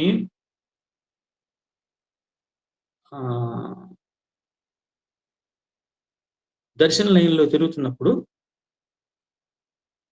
ఒక స్త్రీని చూశారు స్వామి, లేడీ. ఆవిడ ఒక ప్రముఖ సంగీత విద్వాంసరాలు అన్నమాట. స్వామి అన్నారట, ఎప్పుడు వచ్చావు అని అన్నారట స్వామి. పొద్దున్న వచ్చాను స్వామి. ఎప్పుడు వెళతావు? రేపు సాయంకాలము, రేపు వెళ్ళిపోతాను అన్నాడు. అయితే ఈ లోపల మా కోసం ఒక చిన్న గాన కచేరీ ఏర్పాటు చేయొచ్చు కదా అని అన్నారంట. స్వామి, నేను నా భర్తే వచ్చాము, పిల్లాడును, ఈ కచేరీకి కావలసిన వాయిద్య పరికరాలు ఏమి నేను తేలేదు స్వామి అని అంటే, అవేమున్నాయి, నా పిల్లలు అరేంజ్ చేసేస్తారు, నువ్వేం కంగారు పడతా అని చెప్పేసి స్వామి వెళ్ళిపోయారు. ఈ సాయి సురేంద్రనాథ్ అన్న కుర్రాడికి పిలిచి చెప్పారు, ఆమెకు కావలసిన ఏర్పాట్లన్నీ చేయండి అంటే వాడు గంటలో ఏర్పాట్లన్నీ చేసేసి ఆవిడతో కూర్చుని ఒక గంట ఈ సంగీత సాధన కచేరీ చేశారన్నమాట. బిఫోర్ అంటే ఒక చిన్న రిహార్సల్ చేశారు. ఈవినింగ్ మా ఎప్పుడు సంగీతం అది గాన కచేరీ కోసం అందరూ సమావేశం అయిపోయారు. స్వామి వచ్చారు. స్వామి వచ్చి ఏం చేశారంటే ఇలా చూసుకుంటూ వచ్చినప్పుడు ఈ స్త్రీని చూశారు, సింగర్ని. చూస్తే ఆవిడ బ్లాక్ డ్రెస్ లో ఉంది. అంటే స్వామి దగ్గర ఉండడం అంటుండే స్వామి యొక్క సందేశాలను కొంచెం ఆకలింపు చేసుకుంటే, అంటే భౌతిక సామీప్యత, ఆధ్యాత్మిక సామీప్యత అంటే చాలా మంది స్వామికి దగ్గరగా ఉండొచ్చు కానీ ఆధ్యాత్మికంగా ఎంతవరకు దగ్గర అయ్యాము అనేది. ఆ కుర్రాడు అక్కడ ఉండడం వల్ల ఏంటంటే వాడికి స్వామి యొక్క భావాలు ఇదిలో ప్రవేశించినయో, లేకపోతే వాడి ద్వారా చేయించి మనందరికీ సందేశం అర్జునుడి ద్వారా గీతలు అందించినట్టుగా స్వామి ఎలా అందించారో మనం అది మీకు వదిలేస్తున్నాను, ఆలోచించుకోండి. అయితే ఆ కుర్రాడిని చూసి అన్నారు, అరే ఆవిడ నల్ల డ్రెస్ కట్టుకొచ్చిందిరా, నల్ల డ్రెస్, నల్ల చీర, బ్లాక్ డ్రెస్, నాకు అసలు సుతరాం ఇష్టం లేదు, పోయి ఆవిడ చెప్పు నువ్వు 10 నిమిషాల్లో మార్చుకుని రావాలి మళ్ళీ అన్నారు స్వామి అని వెళ్ళిపోయినట్లు అప్పుడు ఇంటర్వ్యూ రూమ్ లోకి. ఈ కుర్రాడు డైలమాలో పడిపోయాడు. 10 నిమిషాల్లో పురుషుడైతే చెప్తాడు, నన్ను నల్ల బట్టలు వేసుకున్నావు మార్చుకురమ్మన్నారు స్వామి అని. అప్పుడు ఎలా వెళ్ళి చెప్తారు, ఒక స్త్రీతో వెళ్ళి చెప్పాలి కుర్రాడు. ఏం చెప్పాలి? అమ్మ నువ్వు బట్టలు మార్చుకురా అని అంటే ఆవిడ ఏముందంటే, నేను 6:03లో ఉన్నాను, అంత దూరం వెళ్ళి వచ్చేటప్పటికి 10 నిమిషాలు ఎక్కడ సరిపోతుంది, ఏం చేయాలి అనేది ఆవిడ కూడా ఒక రకమైన ఆందోళనకు గురి అయిపోయింది. ఈ కుర్రాడు అప్పుడు ఆలోచించాడండి. ఒకసారి 10 నిమిషాలు స్వామి ఇచ్చారు, 5 నిమిషాలు అయిపోయింది. ఒకసారి ఈ కుర్రాడు ఏం చేశాడండి, ఇంటర్వ్యూ రూమ్ లోకి ఎందుకో ఆ దృష్టి అటు మరలేండి. మరితే స్వామి చైర్ పక్కన ఒక 4 చీరలు ఉన్నాయి. స్వామి అక్కడ ఉండగానే పర్రమని లోపలికి వెళ్ళిపోయాడు, 4 చీరలు తీసుకుని వచ్చి దేనికి రా అని అడిగారు స్వామి. స్వామి ఇవి ఆవిడ కోసమే కదా మరి మీరు తెప్పించారు. అవునరా. అవి తీసుకుని ఏం చేశారంటే మెల్లగా ఆవిడ దగ్గరికి వెళ్ళిపోయాడు. అమ్మా ఈ 4 చీరల్లో మీకు ఏది నచ్చిందో సెలెక్ట్ చేసుకోండి అన్నాడు. ఇది మీకోసమే తెచ్చారు స్వామి అని అన్నాడు. ఆవిడంతా ఒక రంగు తీసి అన్నాడు, ఇది నాకు చాలా బాగుంది అన్నాడు అని పక్కన పెడుతుంది. పక్కన పెడితే అన్నాడంటే, అలా కదమ్మా స్వామి నీకు ఎంతో ఇష్టంగా 4 చీరలు తెచ్చారు, అందులో ఒక చీర నువ్వు సెలెక్ట్ చేసుకున్నావు కదా, ఆ చీరను ధరించి కానీ నువ్వు కానీ గాన కచేరీ చేసే స్వామి మరింత సంతోషపడి నీకు మంచి ఆశీర్వాదం ఇస్తారేమో ఆలోచించున్నాను. ఆవిడ మైండ్ మారిపోయింది. ఎంత బుద్ధి కుశలతో చూడండి, ఎంత నేర్పరితనమో చూడండి. ఇది యోగ కర్మస్వ కౌశలం అంటే. అప్పుడు ఆ కుర్రాడు ఏం చేశాడు, చీర సెలెక్ట్ చేసుకున్న చీర అయితే అప్పుడు ఎలా మార్చున్నాయా ఇక్కడ నేను ఆడవాళ్ళు బట్టలు మార్చాలంటే ఏదో ఒక మరుగు ఉండాలి కదా అంటే అప్పుడు అన్న మీకేం అప్పుడు మళ్ళీ ఆలోచించాడు. అప్పుడు టెంకాయలును హారతి పళ్ళాలు దాచే గది ఒకటి ఉంటుందంట, యాంటీ నడిచింది. దీనికి ఐడియా వచ్చింది, ఫ్లాష్ లాగా ఐడియా వచ్చింది. అమ్మా అందులోకి వెళ్ళండి, మీరు అందులోకి వెళ్ళి చీర మార్చుకోండి, మీరు ఏమో అనుకోకండి అమ్మా, నన్ను క్షమించిన తల్లి అని చెప్పేసి ప్రాధేయపడ్డాంట. సరే ఆవిడ అందులోకి వెళ్ళి మార్చుకుని వచ్చింది. మొత్తం ఇదంతా కూడా 10-11 నిమిషాలు అయిపోయిందండి వ్యవహారం అంతా. వచ్చి కూర్చుందండి. ఆవిడ కూర్చుంది. స్వామి వచ్చారంట. ఎరా వాడికి హిందీ వాడు కాబట్టి అడిగాడు, డ్రెస్ చేంజ్ కియా ఓవరత ఏదో అడిగారు స్వామి. అంటే ఆ స్త్రీ బట్టలు మార్చిందా, ఆ నల్ల చీర మార్చిందా అని అడిగారు. స్వామి చూడండి అన్నాడు. చూస్తే చక్కగా స్వామి ఇచ్చిన చీరలను ఒక చీర కట్టుకుని ఉంది. స్వామి కూడా హాయిగా నవ్వారంటమ్మో, చిరునవ్వు నవ్వారంట. మొత్తం అక్కడ ఉన్న వాళ్ళందరూ ఆందోళనకు గురై ఉన్నారు. మిగిలిన విద్యార్థులు మొత్తం ఒక్కసారి అందరూ కూడా రిలాక్స్ అయిపోయారు. కాబట్టి ఇది యోగ కర్మసు కౌశలం అంటే ఇంత చక్కగా మనము కర్మలలో కుశలత్వాన్ని మనము చూపించాలన్నమాట. ఈ విధంగా ఏంటంటే ఇక్కడ ఒకటి ఉంది, కర్మలలో నేర్పరితనం అంటే ఒక భాష్యకారుడు చెప్తాడు, చాలా అద్భుతమైనది ఇదంటే కర్మల్లో నేర్పరితనం ఉండాలి. ప్రతితనంలో అది మీకు కర్మయోగం అయిపోతుంది అంటే కర్మల్లో నేర్పరితనం అంటే ఇక్కడ చిన్న అర్థం చేసుకోవాలండి. ఎలాగంటే దొంగ ఉంటాడు, ఆ నేర్పుతో చోరత్వానికి పాల్పడితే జేబు దొంగలు కూడా కర్మయోగులు కావాలా? అది కాదు. ఏ కర్మ అంటే అది సత్కర్మ అయి ఉండాలి అనమాట. సత్కర్మ అయి ఉండాలి. కాబట్టి కర్మల్లో నేర్పరితనం గల ప్రతి వ్యక్తి కర్మయోగి కాలేదండి. అలా ఎట్లయితే నేర్పుతో చోరత్వానికి పాల్పడే జేబు దొంగలు కూడా కర్మయోగులు కావాలి. కాబట్టి యోగ కర్మసు కౌశలం అంటే కర్మల విషయంలో బంధం లేకుండా చేస్తుంది అనమాట అది.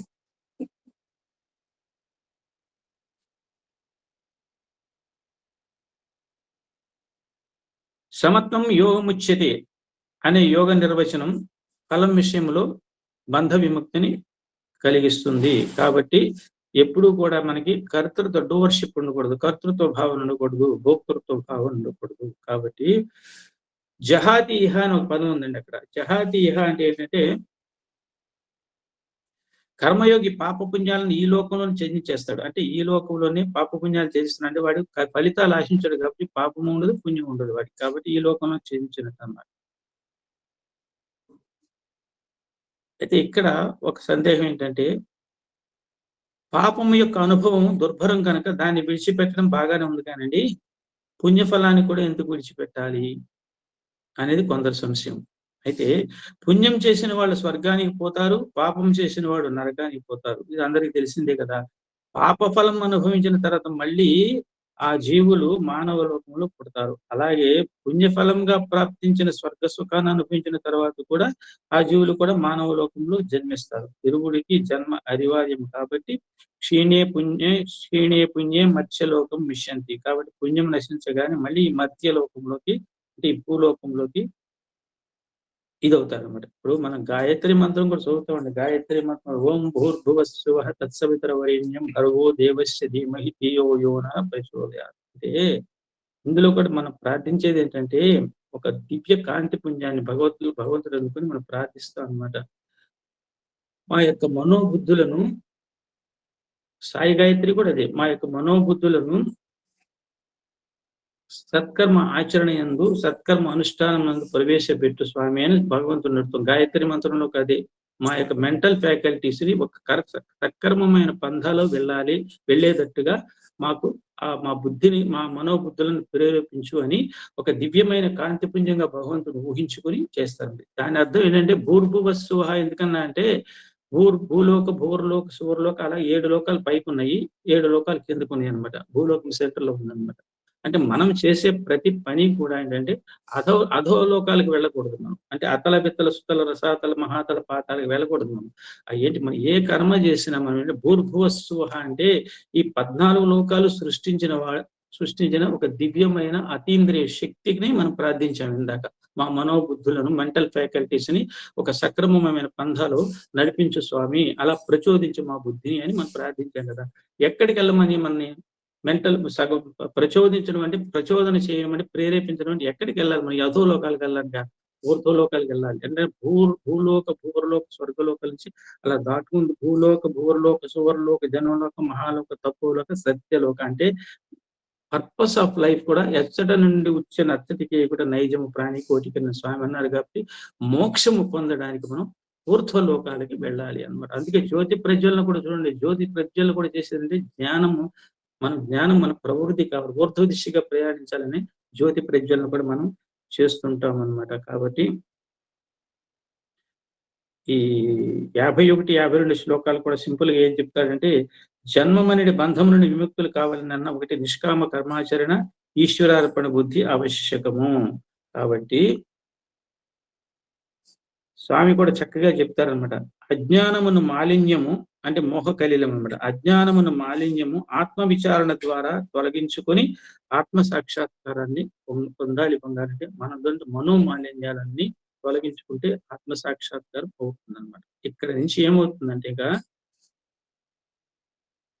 53వ శ్లోకం చూస్తే ఆత్మ సాక్షాత్ ఆకారం అని చెప్తుంది అనమాట. అంటే ఆత్మ సాక్షాత్ ఆకారం అంటే ఏంటంటే ఆత్మ సాక్షాత్ ఆకారం, ఆత్మ సాక్షాత్కారం. ఎవరు మన ముందు నిలబడి ఉన్నా సరే ఆత్మ అతని రూపంలో మన ఎదురుగుండా నిలబడి ఉంది. ఆత్మ సాక్షాత్ ఆకార రూపంలో ఒక రూపంలో ఉంది అన్నమాట. అది మనం అనుకోవాలి. అందుకే సాయిరామ్ అని చెప్తే, సాయిరామ్ అంటే ఈ సాయిరామ్ ని మనం ఎలా వాడాలి? ఆత్మ సాక్షాత్కార బుద్ధి తరపు సాయిరామ్ అంటే సీ ఆల్వేస్ ఇన్సైడ్ రేడియంట్ ఆత్మ మేనిఫెస్ట్ అని చాలాసార్లు చెప్పాను నేను. అంటే ప్రతి బాడీలో ఉన్న దివ్య కాంతి అంతా కూడా స్వామియే.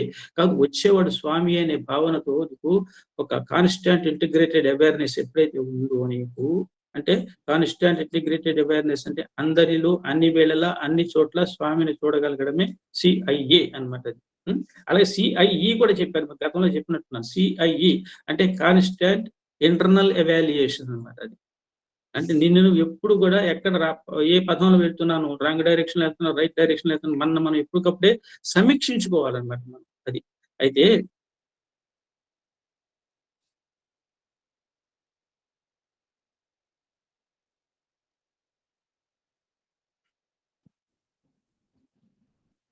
ఇక్కడ అంటారు ఎప్పుడైతే మనం ఏంటంటే స్వామి పరమాత్మ మనం ఏది చేసినా సరే పరమాత్మ ప్రాప్తి కోసమే చేయాలన్నమాట. మనం అన్యమేం కోరకూడదు.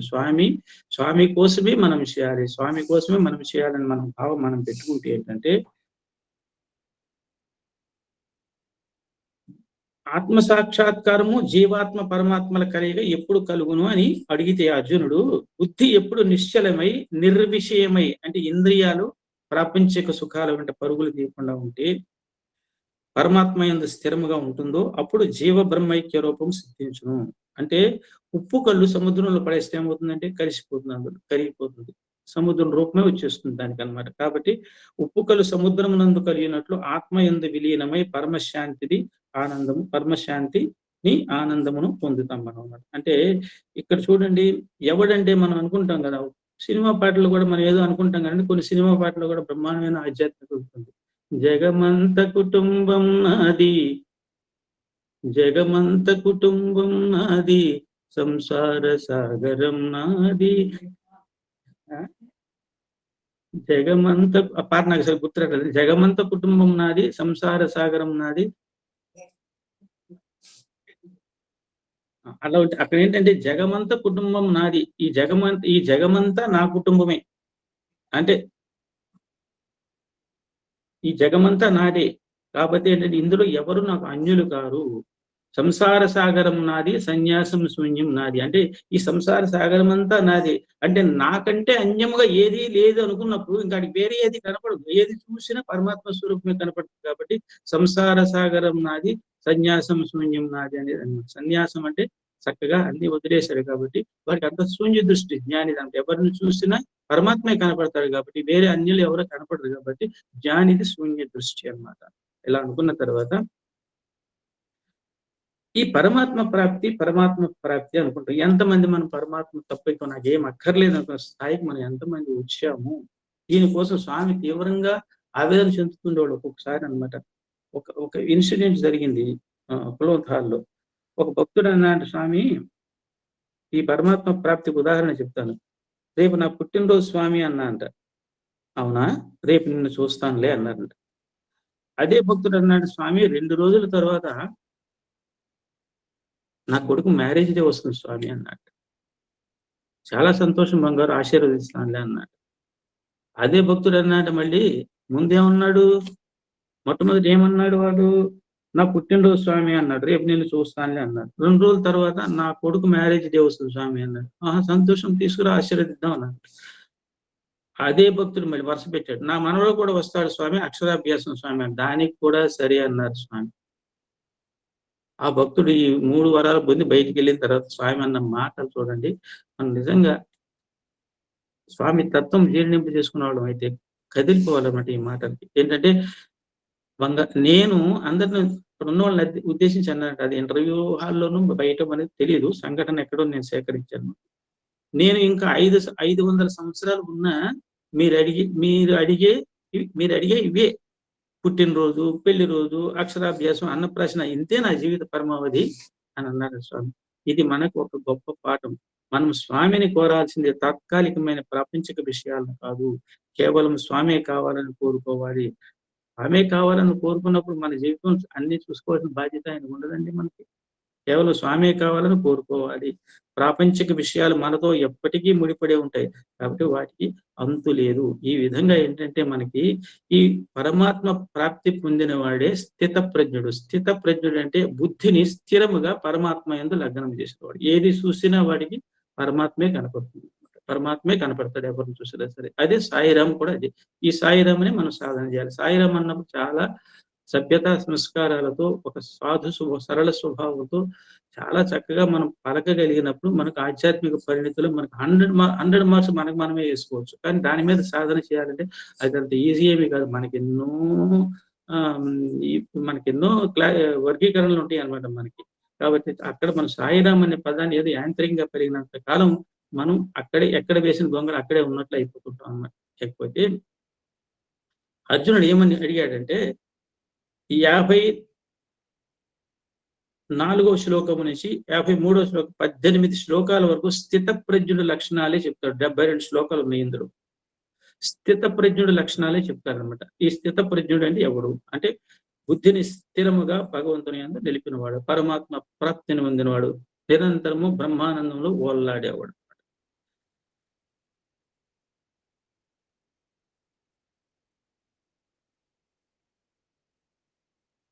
అర్జునుడు అడిగాడంట, ఓ కృష్ణ, సమాధి స్థితుడై స్థిత ప్రజ్ఞుడకు జీవన్ముక్తుని యొక్క లక్షణములేమి అంటే స్థిత ప్రజ్ఞస్య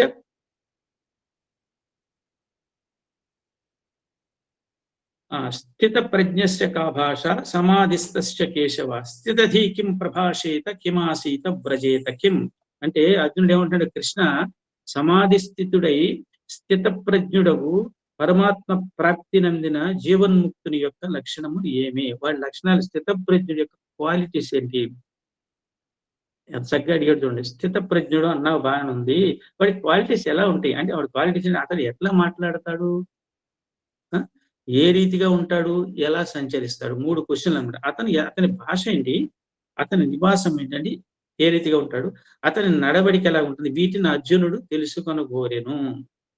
అంటే ఇక్కడ ఏంటంటే ఒక వ్యక్తి సరైన ఆధ్యాత్మిక పంథాలో నడుస్తున్నాడో లేదో, అతడు నిజమైన యోగియో లేక మోసగాడో కనిపెట్టుటకు అర్జునుడు తెలుసుకొనగోరిన ఈ 3 గుర్తులు ఉంటే అర్జునుడు స్థితప్రజ్ఞుడు ఎవరో తెలుసుకోవచ్చు అని అడిగాడట కృష్ణుడిని. స్థితప్రజ్ఞుడు అంటే ఎవరు, స్థిత ప్లస్ ధీ అనగా ప్రజ్ఞను లేక బుద్ధిని ఆత్మయందు స్థిరముగా నెలకొల్పిన వాడు. అంటే ఏ పని చేసినా సరే పరమాత్మ యందు ఈశ్వరార్పణ బుద్ధితోనే ఉంటాడు అన్నమాట వాడు. ఈశ్వరార్పణ బుద్ధి అనగానే ఏంటంటే మనం అన్ని పనులు చేసేసి మన ఇష్టం వచ్చినట్టుగా చేసేసి ఈశ్వరార్పణ బుద్ధి, ఈశ్వరార్పణం అనడం కాదు. మొట్టమొదటి స్టార్టింగ్ లోనే మనం ఈశ్వరుడు మనతోనే ఉన్నాడని, యోగస్థ కురు కర్మాణి, మనం భగవంతుడు మనతోనే ఉన్నాడని కార్యక్రమాన్ని ప్రారంభించినప్పుడు అది యోగస్థ కురు కర్మాణి అవుతుంది. అదే మనకి యోగం అవుతుంది అనమాట. అయితే ప్రజ్ఞను లేక బుద్ధిని ఆత్మయందు స్థిరముగా నెలకొల్పిన వాడని అర్థం. తక్కిన వారు ఏమవుతుందో అస్థిత ప్రజ్ఞులు అనమాట. వారి బుద్ధి ప్రజ్ఞ ఆత్మయందు ఉండక దృశ్యముందు అనగా విషయములందు కలదని అర్థము. అంటే అతని వాక్కు, అతని నివాసము, అతని నడవడిక అంటే మొత్తము ఆ బుద్ధిని ఆత్మయందు స్థిరముగా పరమాత్మయందు స్థిరముగా నిలిపి పరమాత్మ ప్రాప్తిని పొందినవాడు ఎలా ఉంటాడు, అతని వాక్ ఎలా మాట్లాడతాడు అంటే వాడి మాట్లాడే తీరు ఎలా ఉంటుంది, వాడు ఎక్కడ ఉంటాడు అంటే నివాసం అంటే ఇల్లు కాదు, అది ఎవరితో సంచరిస్తాడు వాడు. తర్వాత అతని నడవడిక, అతని క్యారెక్టర్, అతని ప్రవర్తన ఎలా ఉంటుంది అంటే ప్రతి వానికి వాని గుణము వాని క్రియలందు ప్రతిబింబించండి. చూడండి, చాలా మంది స్వామి అంటారు కదా, నీ ఫ్రెండ్ ఎవడో చెప్తే నేను నీ క్యారెక్టర్ ఏంటో చెప్తాను అని చెప్పేసి. అలాగే అజ్ఞాని యొక్క ప్రతి కార్యం ముందు తమో గుణము, రజో గుణము, అపవిత్రత ఉంటాయి.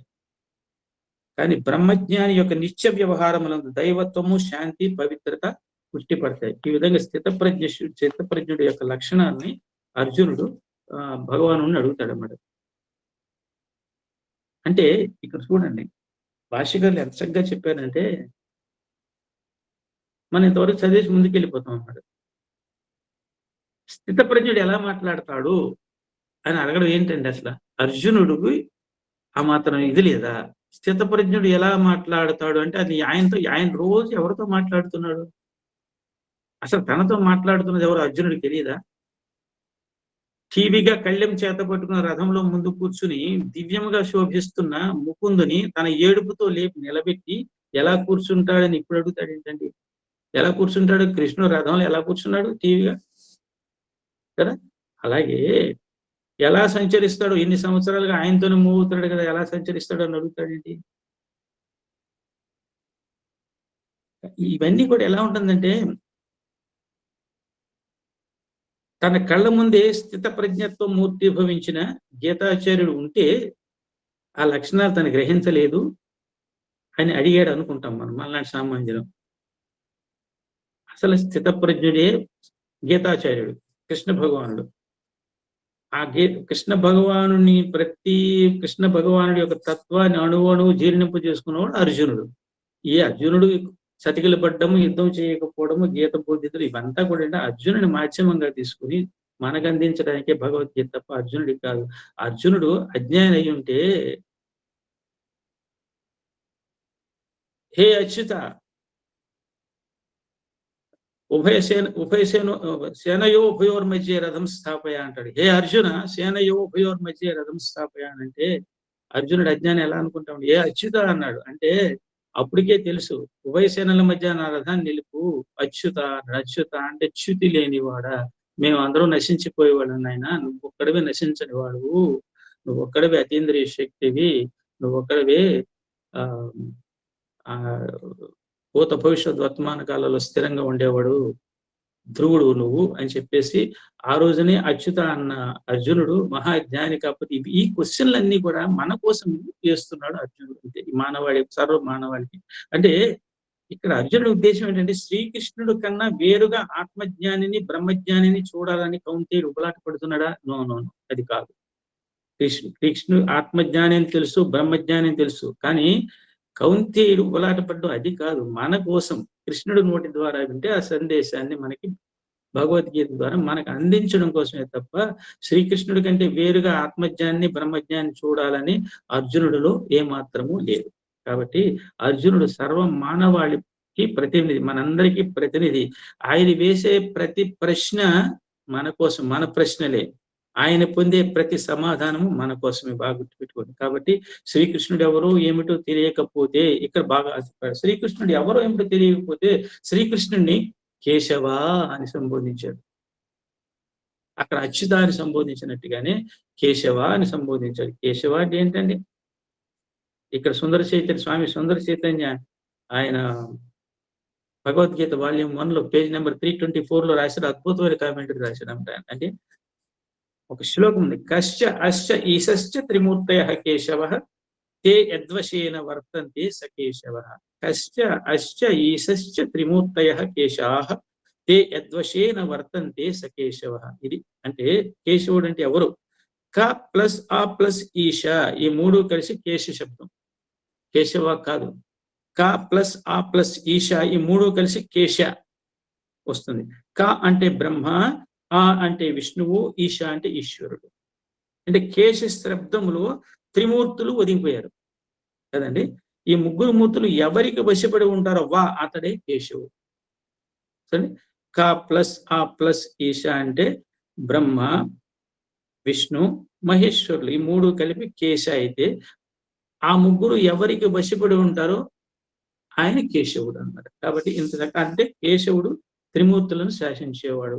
కాబట్టి త్రిమూర్తులను శాసించే కేశవుణ్ణి బ్రహ్మ విష్ణు మహేశ్వరులు కూడా ఆయన అధీనంలో ఉంటారు. ఆయన చెప్పినట్టు, ఆయన శాసించినట్టు నడిచేవారు. అంతా అఘటన సమర్థత కలిగిన శ్రీకృష్ణ భగవాను ఈ లక్షణాలు అడుగుతున్నాడంటే ఈ లక్షణాలను ఆయన దగ్గర ఉన్నాయని తెలియక, కాబట్టి మన కోసం అడిగాడు. ఆయన వేసే ప్రతి ప్రశ్న కూడా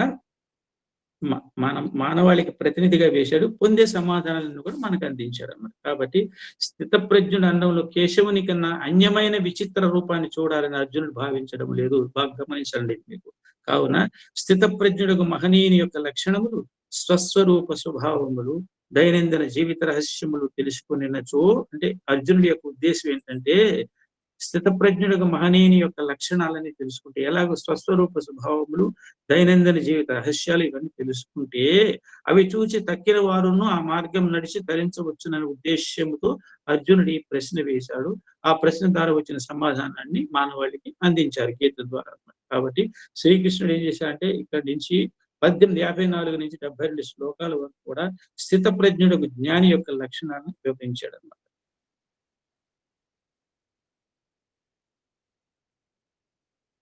54వ శ్లోకం ఏంటంటే ప్రజహాతి యదా కామాన్ సర్వాన్ పార్థ మనోగతాన్ ఆత్మన్యేవాత్మనా తుష్టః స్థిత ప్రజ్ఞస్త దోష్యతే. అంటే స్థిత ప్రజ్ఞుడు అంటే ఎవరు? ఓ అర్జున, ఎప్పుడు మనుజుడు తన మనస్సునందున్నట్టి కోరికలన్నిటినీ సంపూర్ణముగా వదిలివేయును మరియు ఆత్మయందే ఆత్మచే నిరంతరము సంతుష్టిని పొందుతున్నాడు. అంటే ఆత్మయందే ఆత్మచే అనగా పరమాత్మ సంయోగం వలన నిరంతరము బ్రహ్మానందం పొందండి, నిరంతరము పరమాత్మ యొక్క ధ్యానంలోనే ఉంటాడనమాట. ఇప్పుడు చూసారా, మనకి శ్లోకం చదువుకున్నాం, ఓంకారం బిందు సంయుక్తం నిత్యం ఛాయంతి యోగినః అని చదువుతాం కదా. అంటే ఈ ఓంకారం నుంచి జనించిన బిందువులే మనందరం కూడా, అంజలి కాదంటే ఓంకారం అంటే ప్రణవ స్వరూపము పరమాత్మ, అందులో నుంచి జనించిన బిందువులమే మనందరం కూడా. కాబట్టి మనం అంజలం కాదు, ఆయన అదే పరమాత్మ, ఆయన మనము అంశలు అన్నమాట, పరమాత్మ అంశలు అన్నమాట మనం. కాబట్టి ఆయన జ్ఞానులు యోగిన్ ఇదే ఓంకారం బిందు సంయుక్తం నిత్యం ఛాయంతి యోగిన. యోగులు ఎంతసేపు కూడా తదేక దీక్షతో పరమాత్మ దర్శనంలోనే రమించుతూ ఉంటారన్నమాట వాళ్ళు. కాబట్టి ఓ అర్జున, ఎప్పుడు మనుజుడు తన మనస్సునందున్నట్టి కోరికలన్నీ సంపూర్ణంగా వదిలివేయును మరియు ఆత్మయందే ఆత్మచే నిరంతరం సంతుష్టిని పొందుతున్నాడు అనగా పరమాత్మ సంయోగం వలన ఆత్మానందం పొందిన వాడిని స్థిత ప్రజ్ఞుడు అని అందురు. కాబట్టి స్థిత ప్రజ్ఞుడి యొక్క లక్షణాలు ఏమంటున్నాడు ఇందులో? ప్రజహాతి యదా కామాన్ అని అంటారు. ప్రజహాతి యదా కామం అంటే మొట్టమొదటి లక్షణం ఏంటంటే, మొట్టమొదట తన యందు ఉన్న సమస్త కోరికలను సంపూర్ణంగా వదిలివేయాలన్నమాట. ప్రజహాతి యదా కామాన్ అంటే సమస్త కోరికలను మనసులో ఉన్నాయి వదిలేసిన వాడు అనమాట. తన ఆనందానికి తన మీదే ఆధారపడి ఉండేవాడు స్థిత ప్రజ్ఞుడు. ప్రజహాతి అని చెప్పుట వలన కోరికలను నిశ్శేషముగా వదిలివేయను. అంటే కోరికలను వదిలేసి ఎలా బ్రతుకుతామంటే, ప్రాపంచికమైన కోరికలన్నీ వదిలేయమని చెప్పేసి అక్కడ. భగవంతుడే కావాలని కోరుకోవడం అది కోరిక కాదు, అది సర్వాన్ని ప్రయోగించడం వల్ల ఏ ఒక్క కోరికలను కూడా అంటే ప్రాపంచికమైన కోరిక అంటే మన ఇంద్రియాలు ఉన్నాయి కదా, ఈ ఇంద్రియాలన్నీ కూడా ప్రాపంచిక విషయాల వరకు పరుగులు తీయకుండా ఇంద్రియాలని దైవోన్ముఖంగా చేయాలి. అది మన ముందు వస్తుంది అనమాట మనకి. కాబట్టి బంధహేతువులైన కోరికలు మనస్సులో స్ఫురించకూడదు. కోరికలు ఎటువంటి బంధహేతువులు, మళ్ళీ పుట్టడం మళ్ళీ సావడం. కాబట్టి ఈ బంధహేతువులైన కోరికలు ఏం చేస్తా అంటే మనస్సులో స్ఫురించగానే స్థితప్రజ్ఞుడు వెంటనే రాల్చేస్తాడు అనమాట వాటిని. కాబట్టి బంధమును కలిగించనివి లోక కళ్యాణానికి ఉపకరించేవి అయి ఉన్నప్పుడు వాటిని ఆదర్శంగా, బంధాన్ని కలిగించదు అది ఓకే, లోక కళ్యాణానికి ఉపయోగపడుతుంది అంటే వాటిని ఆశిస్తాడు ఆయన. అందుగురించి రెండవ సాధన ఏంటంటే ఆత్మన్యేవాత్మనా తుష్ట, అంటే తన ఆత్మయందు తానే సంతుష్టుడైండుట. అంటే తుష్టి ఆనందం ఎచట లభిస్తాయి మనకి? ఆనందం బయట లేదు, ఆనందం బయట దొరకు వస్తువే కాదు, అది తన ఆత్మయందే లభించను. కాబట్టి మనస్సునందు గల ఇచ్ఛాది మాలిన్యం ఎప్పుడు అంటే ఇది ఇక్కడ మనస్సునందు గల ఇచ్ఛాది మాలిన్యము అంటే కోరికలనే మాలిన్యం ఎప్పుడైతే తొలగిపోతుందో అప్పుడు స్వతసిద్ధముగా వెలయుచున్న ఆత్మానందము జీవునకు జ్యోతికమగును. అంటే కర్మయోగి, కర్మలు, జ్ఞానులు ఎంతసేపు ఏంటంటే వాళ్ళు బ్రహ్మానందం అంటే ఆ వీధిలోనే ఆ స్వర్గవీధి కూడా కాదు, ఆ బ్రహ్మానందంలో రమిస్తూ ఉంటారు అనమాట. ఎంతసేపు భగవంతుడి భగవంతుడితోనే ఉంటారు అన్నమాట వాళ్ళు. కాబట్టి అటువంటి ఆత్మానందం జీవునికి జ్యోతికము. ఇదే వేదాంత మందుల కీలకం. ఏంటి కీలకము? ఇచ్ఛాది మాలిన్యం ఎప్పుడు రహితమైపోతుందో ఉండదు అప్పుడు స్వతసిద్ధముగా వెలయుచున్న ఆత్మానందము జీవునకు జ్యోతికమగును. అంటే చూడండి, అద్దము దుమ్ము పట్టేస్తుంది, అది మాలిన్యము, తుడిస్తే ఏమవుతుందంటే మన రూపం చక్కగా కనపడుతుంది అనమాట. అంటే మనలో ఇచ్ఛాది మాలిన్యాలు, మనలో దుర్గుణాలను ఎప్పుడు తుడిచి వేస్తుంటామో అప్పుడే మనము సహజంగా మనమే మన పరమాత్మ స్వరూపులు అయిపోతుంటాం అనమాట మనం. కాబట్టి ఈ కోరికల మాలిన్యం అంటే అడ్డదిడ్డమైన కోరికలు, వాసనలు, కోరికలు సంపూర్ణముగా తొలగిన పిమ్మట మనకి దృక్ స్వరూపమైన స్వయం ప్రకాశ పరమాత్మ బయలుపడుతుంటడం. ఈ విధంగా చెప్తూ ఈ ప్రకారముగా కోరికలన్నింటినీ విడనాడి నిరంతరము ఆత్మయందే సంతుష్టిని పొందేవాడు స్థితప్రజ్ఞుడు. అంటే పరమాత్మ ప్రాప్తిని పొందినవాడు, పరమాత్మ దర్శనం పొందినవాడు. ఈ ప్రపంచాన్ని పరమాత్మ కంటే అన్యంగా ఏమీ లేదు. పరమాత్మ దర్శనం. ఇప్పుడు ప్రహ్లాదుడు ఉన్నాడండి, ప్రహ్లాదుడు నరసింహస్వామి కనపడినప్పుడు లక్ష్మీదేవి వణికిపోయింది, హిరణ్యకశిపుడు వణికిపోయాడు ఆ ఉగ్ర రూపాన్ని చూసి. కానీ ప్రహ్లాదుడు చిరునవ్వులతో ఎందుకు వెళ్ళాడంటే, హిరణ్యకశిపుడు పాలిచ్చిన, విషమిచ్చిన, ఏనుగులతో తొక్కించిన, సర్పాలతో కరిపించిన, అన్నింట్లో కూడా భగవద్ దర్శనం చేయగలిగాడు. అంటే ఎక్కడ చూసినా సరే ఇందుగల అందులేడును సందేహము వలదు చక్రి సర్వోపగకుండా, ఎక్కడ చూసినా ఆయన పరమాత్మే కనపడ్డాడు. కాబట్టి అటువంటి వాడు ఏం చేస్తాడంటే, అటువంటి వాడికి ఎప్పుడు పరమాత్మే కనపడుతుంటాడు కాబట్టి వాడు స్థితప్రజ్ఞుడు అనేవాడు అనమాట. కాబట్టి స్థితప్రజ్ఞుల లక్షణం బ్రీఫ్ గా చెప్పుకోవాలంటే అంటే, మనస్సునందుల కోరికలన్నింటినీ సంపూర్ణంగా అంటే ఒక మాలిన్యము, ఒక ప్రాపంచికమైన కోరికలన్నింటినీ కూడా సంపూర్ణంగా విడనాడేవాడు, నిరంతరము ఆత్మయందే సంతుష్టిని పొందేవాడు. ఇవి స్థితప్రజ్ఞుల లక్షణాలు అన్నమాట. అయితే అలాగే జ్ఞాని విశేషంగా కర్మలు చేయొచ్చు, అంత మాత్రాన అతని జ్ఞానాన్ని మనం సంశయించకూడదు. ఆయన కర్మలు చేస్తాడు కాబట్టి అతని జ్ఞానాన్ని మనం శంకించకూడదు. జ్ఞాని కర్మలు చేస్తే సమాజానికి అదృష్టం, కర్మలు చేస్తే ఆయన కానీ యజ్ఞయాగాలు చేసేది మంచి పనులు చేశారనుకోండి ఆయన, అది సమాజానికి అదృష్టం. జ్ఞాని ఏ కర్మలు చేయకుండా ఒక చోట కూర్చున్నా అది సమాజానికి ఆశీర్వాదమే. ఈ విధంగా జ్ఞాని యొక్క లక్షణాలు ఇలా ఉంటాయి అన్నమాట. అయితే ఆలయంలో చూడండి, భగవంతుడు మూల విరాట్గా ప్రతిష్ఠిస్తాం మనం. ఆలయంలోని మూర్తి అచలం ధ్రువం, కదలడు అన్నమాట. కానీ ఆ భగవంతుడే ఉత్సవాల సమయంలో ఉత్సవమూర్తిగా ఊరేగుతూ వస్తాడనమాట. కాబట్టి ఆ రెండు మూర్తుల్లో భగవంతుడు కానిదెవరు? ఆలయంలో ప్రతిష్ఠ చేసిన మూర్తి అక్కడే ఉంటాడు, ఉత్సవ విగ్రహము ఊరేగిపోయి తిరుగుతుంది అనమాట. కాబట్టి ఆ రెండు మూర్తుల్లో భగవంతుడు కానిదెవరు? రెండు రూపాలు ఒక స్వరూపానివే. కాబట్టి రెండు మూర్తులు ఆరాధ్యంలే, ధ్రువమూర్తి ఉత్సవమూర్తి కూడా ఆరాధ్యులే. అలాగే కదలకుండా ఉన్న, కదిలి ఊరేగిన రెండు మూర్తుల్లో దర్శనమిచ్చేది భగవంతుడే. కాబట్టి స్థితప్రజ్ఞుడు కర్మలు ఆచరించినా ఆచరించకపోయినా స్థితప్రజ్ఞుడు జ్ఞానియే, అతడు అకర్తే. కాబట్టి కోటేశ్వరరావు 12 కాపీనా? 12 కాపీనా? అవును సార్. Okay, fine. ఇక్కడ స్థితప్రజ్ఞుడు ఎలా ఉంటాడంటే, ఆచార్య గురు గోవిందుడు అనే ఉండేవాడు. ఆయన యమునా తీరంలో ఉన్నప్పుడు ఒక రఘునాథుడు అనే ధనవంతుడు ఆయన శిష్యుడు ఏం చేశాడంటే ఆయనకి 2 బంగారు కడియాలు ఇచ్చాడట.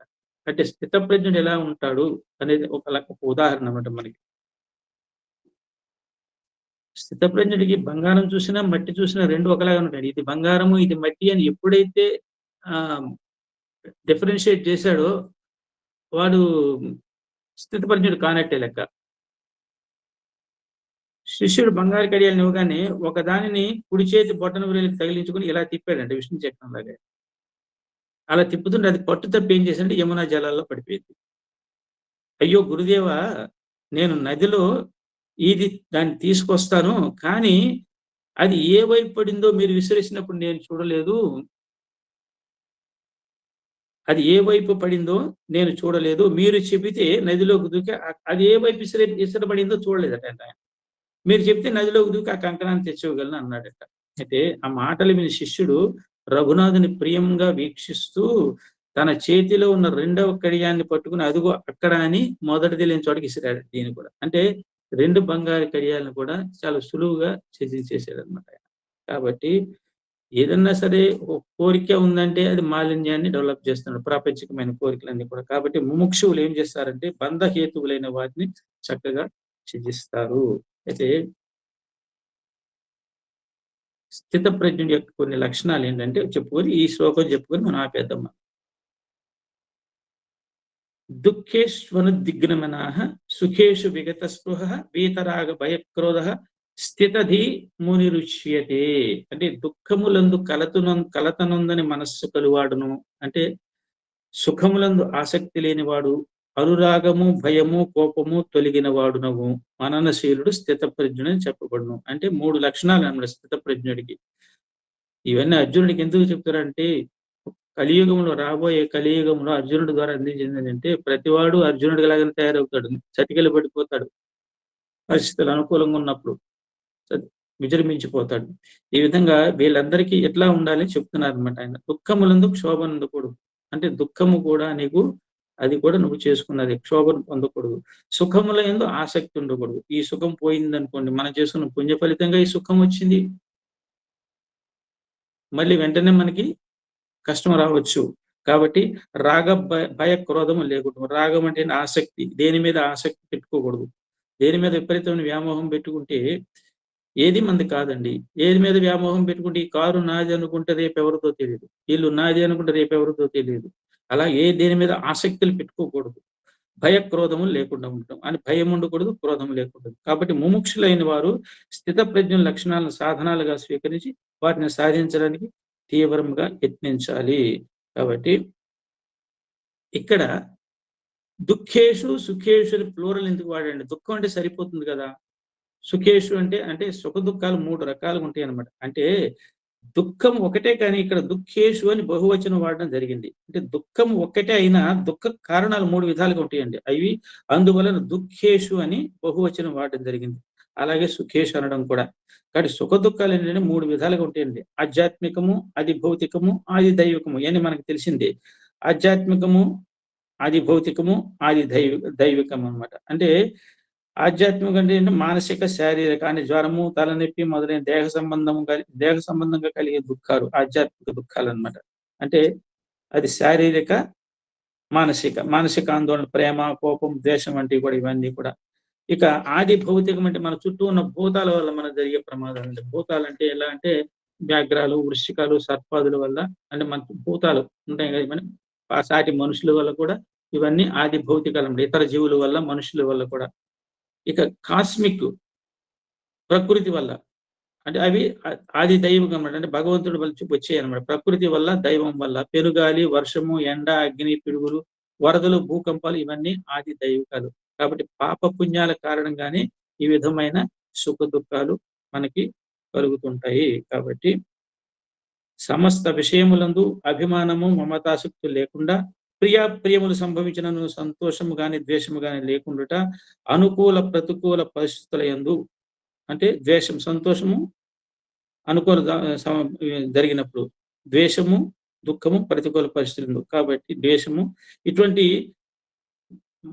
ఇటువంటి వికారములతో మనం లేనివాడు, ఇటువంటి సమస్త విషయంలో అభిమానం లేనివాడు, ప్రియములు సంభవించినను సమత్వభావం ఉండేవాడు, ఇటువంటి కారణాలు వికారములకు లోను కానివాడు ఎవడై ఉన్నా అంటే వాడే స్థిత ప్రజ్ఞుడు. శుభమైన అశుభమైన ఏది ఎందుకు జరుగుతుందో మనకు తెలియకపోవచ్చు. బాగా గుర్తుపెట్టుకునేది, శుభమైన అశుభమైన ఏది ఎందుకు జరుగుతుందో మనకు తెలియకపోవచ్చు. అవి అలా జరగడం వెనుక ఒక ధర్మం ఉంది, ఒక నియతి ఉంది, ఒక దైవ హస్తం ఉంది. కాబట్టి ఆందోళన లేకుండా కర్మ ఫలాలను స్వీకరించాలి. కాబట్టి సమత్వం యోగ ఉచ్యతే, ప్రసాద భావన. ఎవరైనా ఏదైనా అడిగినప్పుడు everything is perfect in my life అని చెప్పాలి.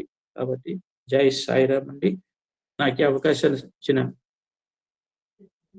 ఏఎస్పి అధినేత శ్రీ ఎమ్మెల్యన్ గారికి, చక్కగా పరిచయం చేసిన కోటేశ్వరరావు గారికి, సాంకేతిక సహకారం అందించిన శ్రీమతి పద్మా భయ్యన గారికి, పాలసాద్ గారికి, వీళ్ళందరికీ కూడా, ఇంతవరకు ఓపికతో విన్న మీ అందరికీ కూడా నాకు ప్రత్యేకమైన ధన్యవాదాలు తెలియజేస్తూ, మరల నెక్స్ట్ ఎపిసోడ్ లో మనం కలుద్దాం.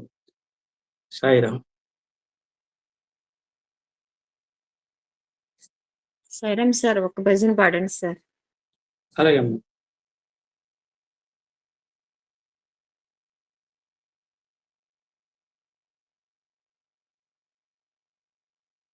ఓం శ్రీ సాయిరామ్. రేపు ఎలాగో మనకి నవరాత్రులు అయిపోగానే దసరా వస్తుంది. దసరా నాడే శ్రీరాముడు రావణుడు సంహరించాడని మనం చెప్పుకుంటారు. కాబట్టి ఒక రాముడు పాట పాడదాం. ఈ మధ్యన ఎప్పుడు కృష్ణుడి పాటలు అయిపోతున్నాయి మనం.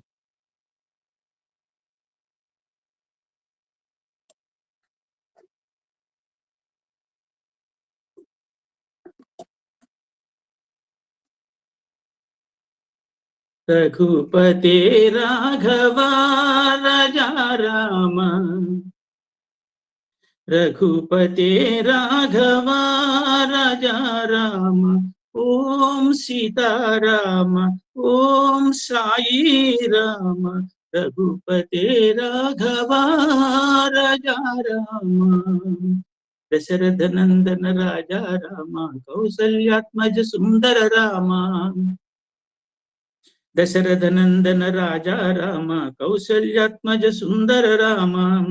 రామ రామ జయ రాజా రామ రాఘవ మోహన మేఘ శ్యామ రామ రామ జయ రాజా రామ రాఘవ మోహన మేఘ శ్యామ జై జై రామ్ జై జై రామ్ జై జై రామ్ జై జై రామ్ జై జై రామ్ జై జై రామ్ జై జై రామ రామ సాయి రామ్ పతిత పావన సీతాపతి రామ పతిత పావన సీతాపతి రామ రఘుపతి రాఘవ రాజా రామ ఓం సీతారామ ఓం సాయి రామ రఘుపతి రాఘవ రాజా రామ దశరథ నందన రాజా రామ కౌసల్యాత్మజ సుందర రామ రామ రామ జయ రాజా రామ రాఘవ మోహన మేఘ శ్యామ జై జై రామ్ జై జై రామ్ జై జై రామ్ జై జై రామ్ జై జై రామ రామ సాయి రామ్ పతిత పావన సీతాపతి రామ పతిత పావన సీతాపతి రామ రఘుపతి రాఘవ రాజా రామ సాయి రామ.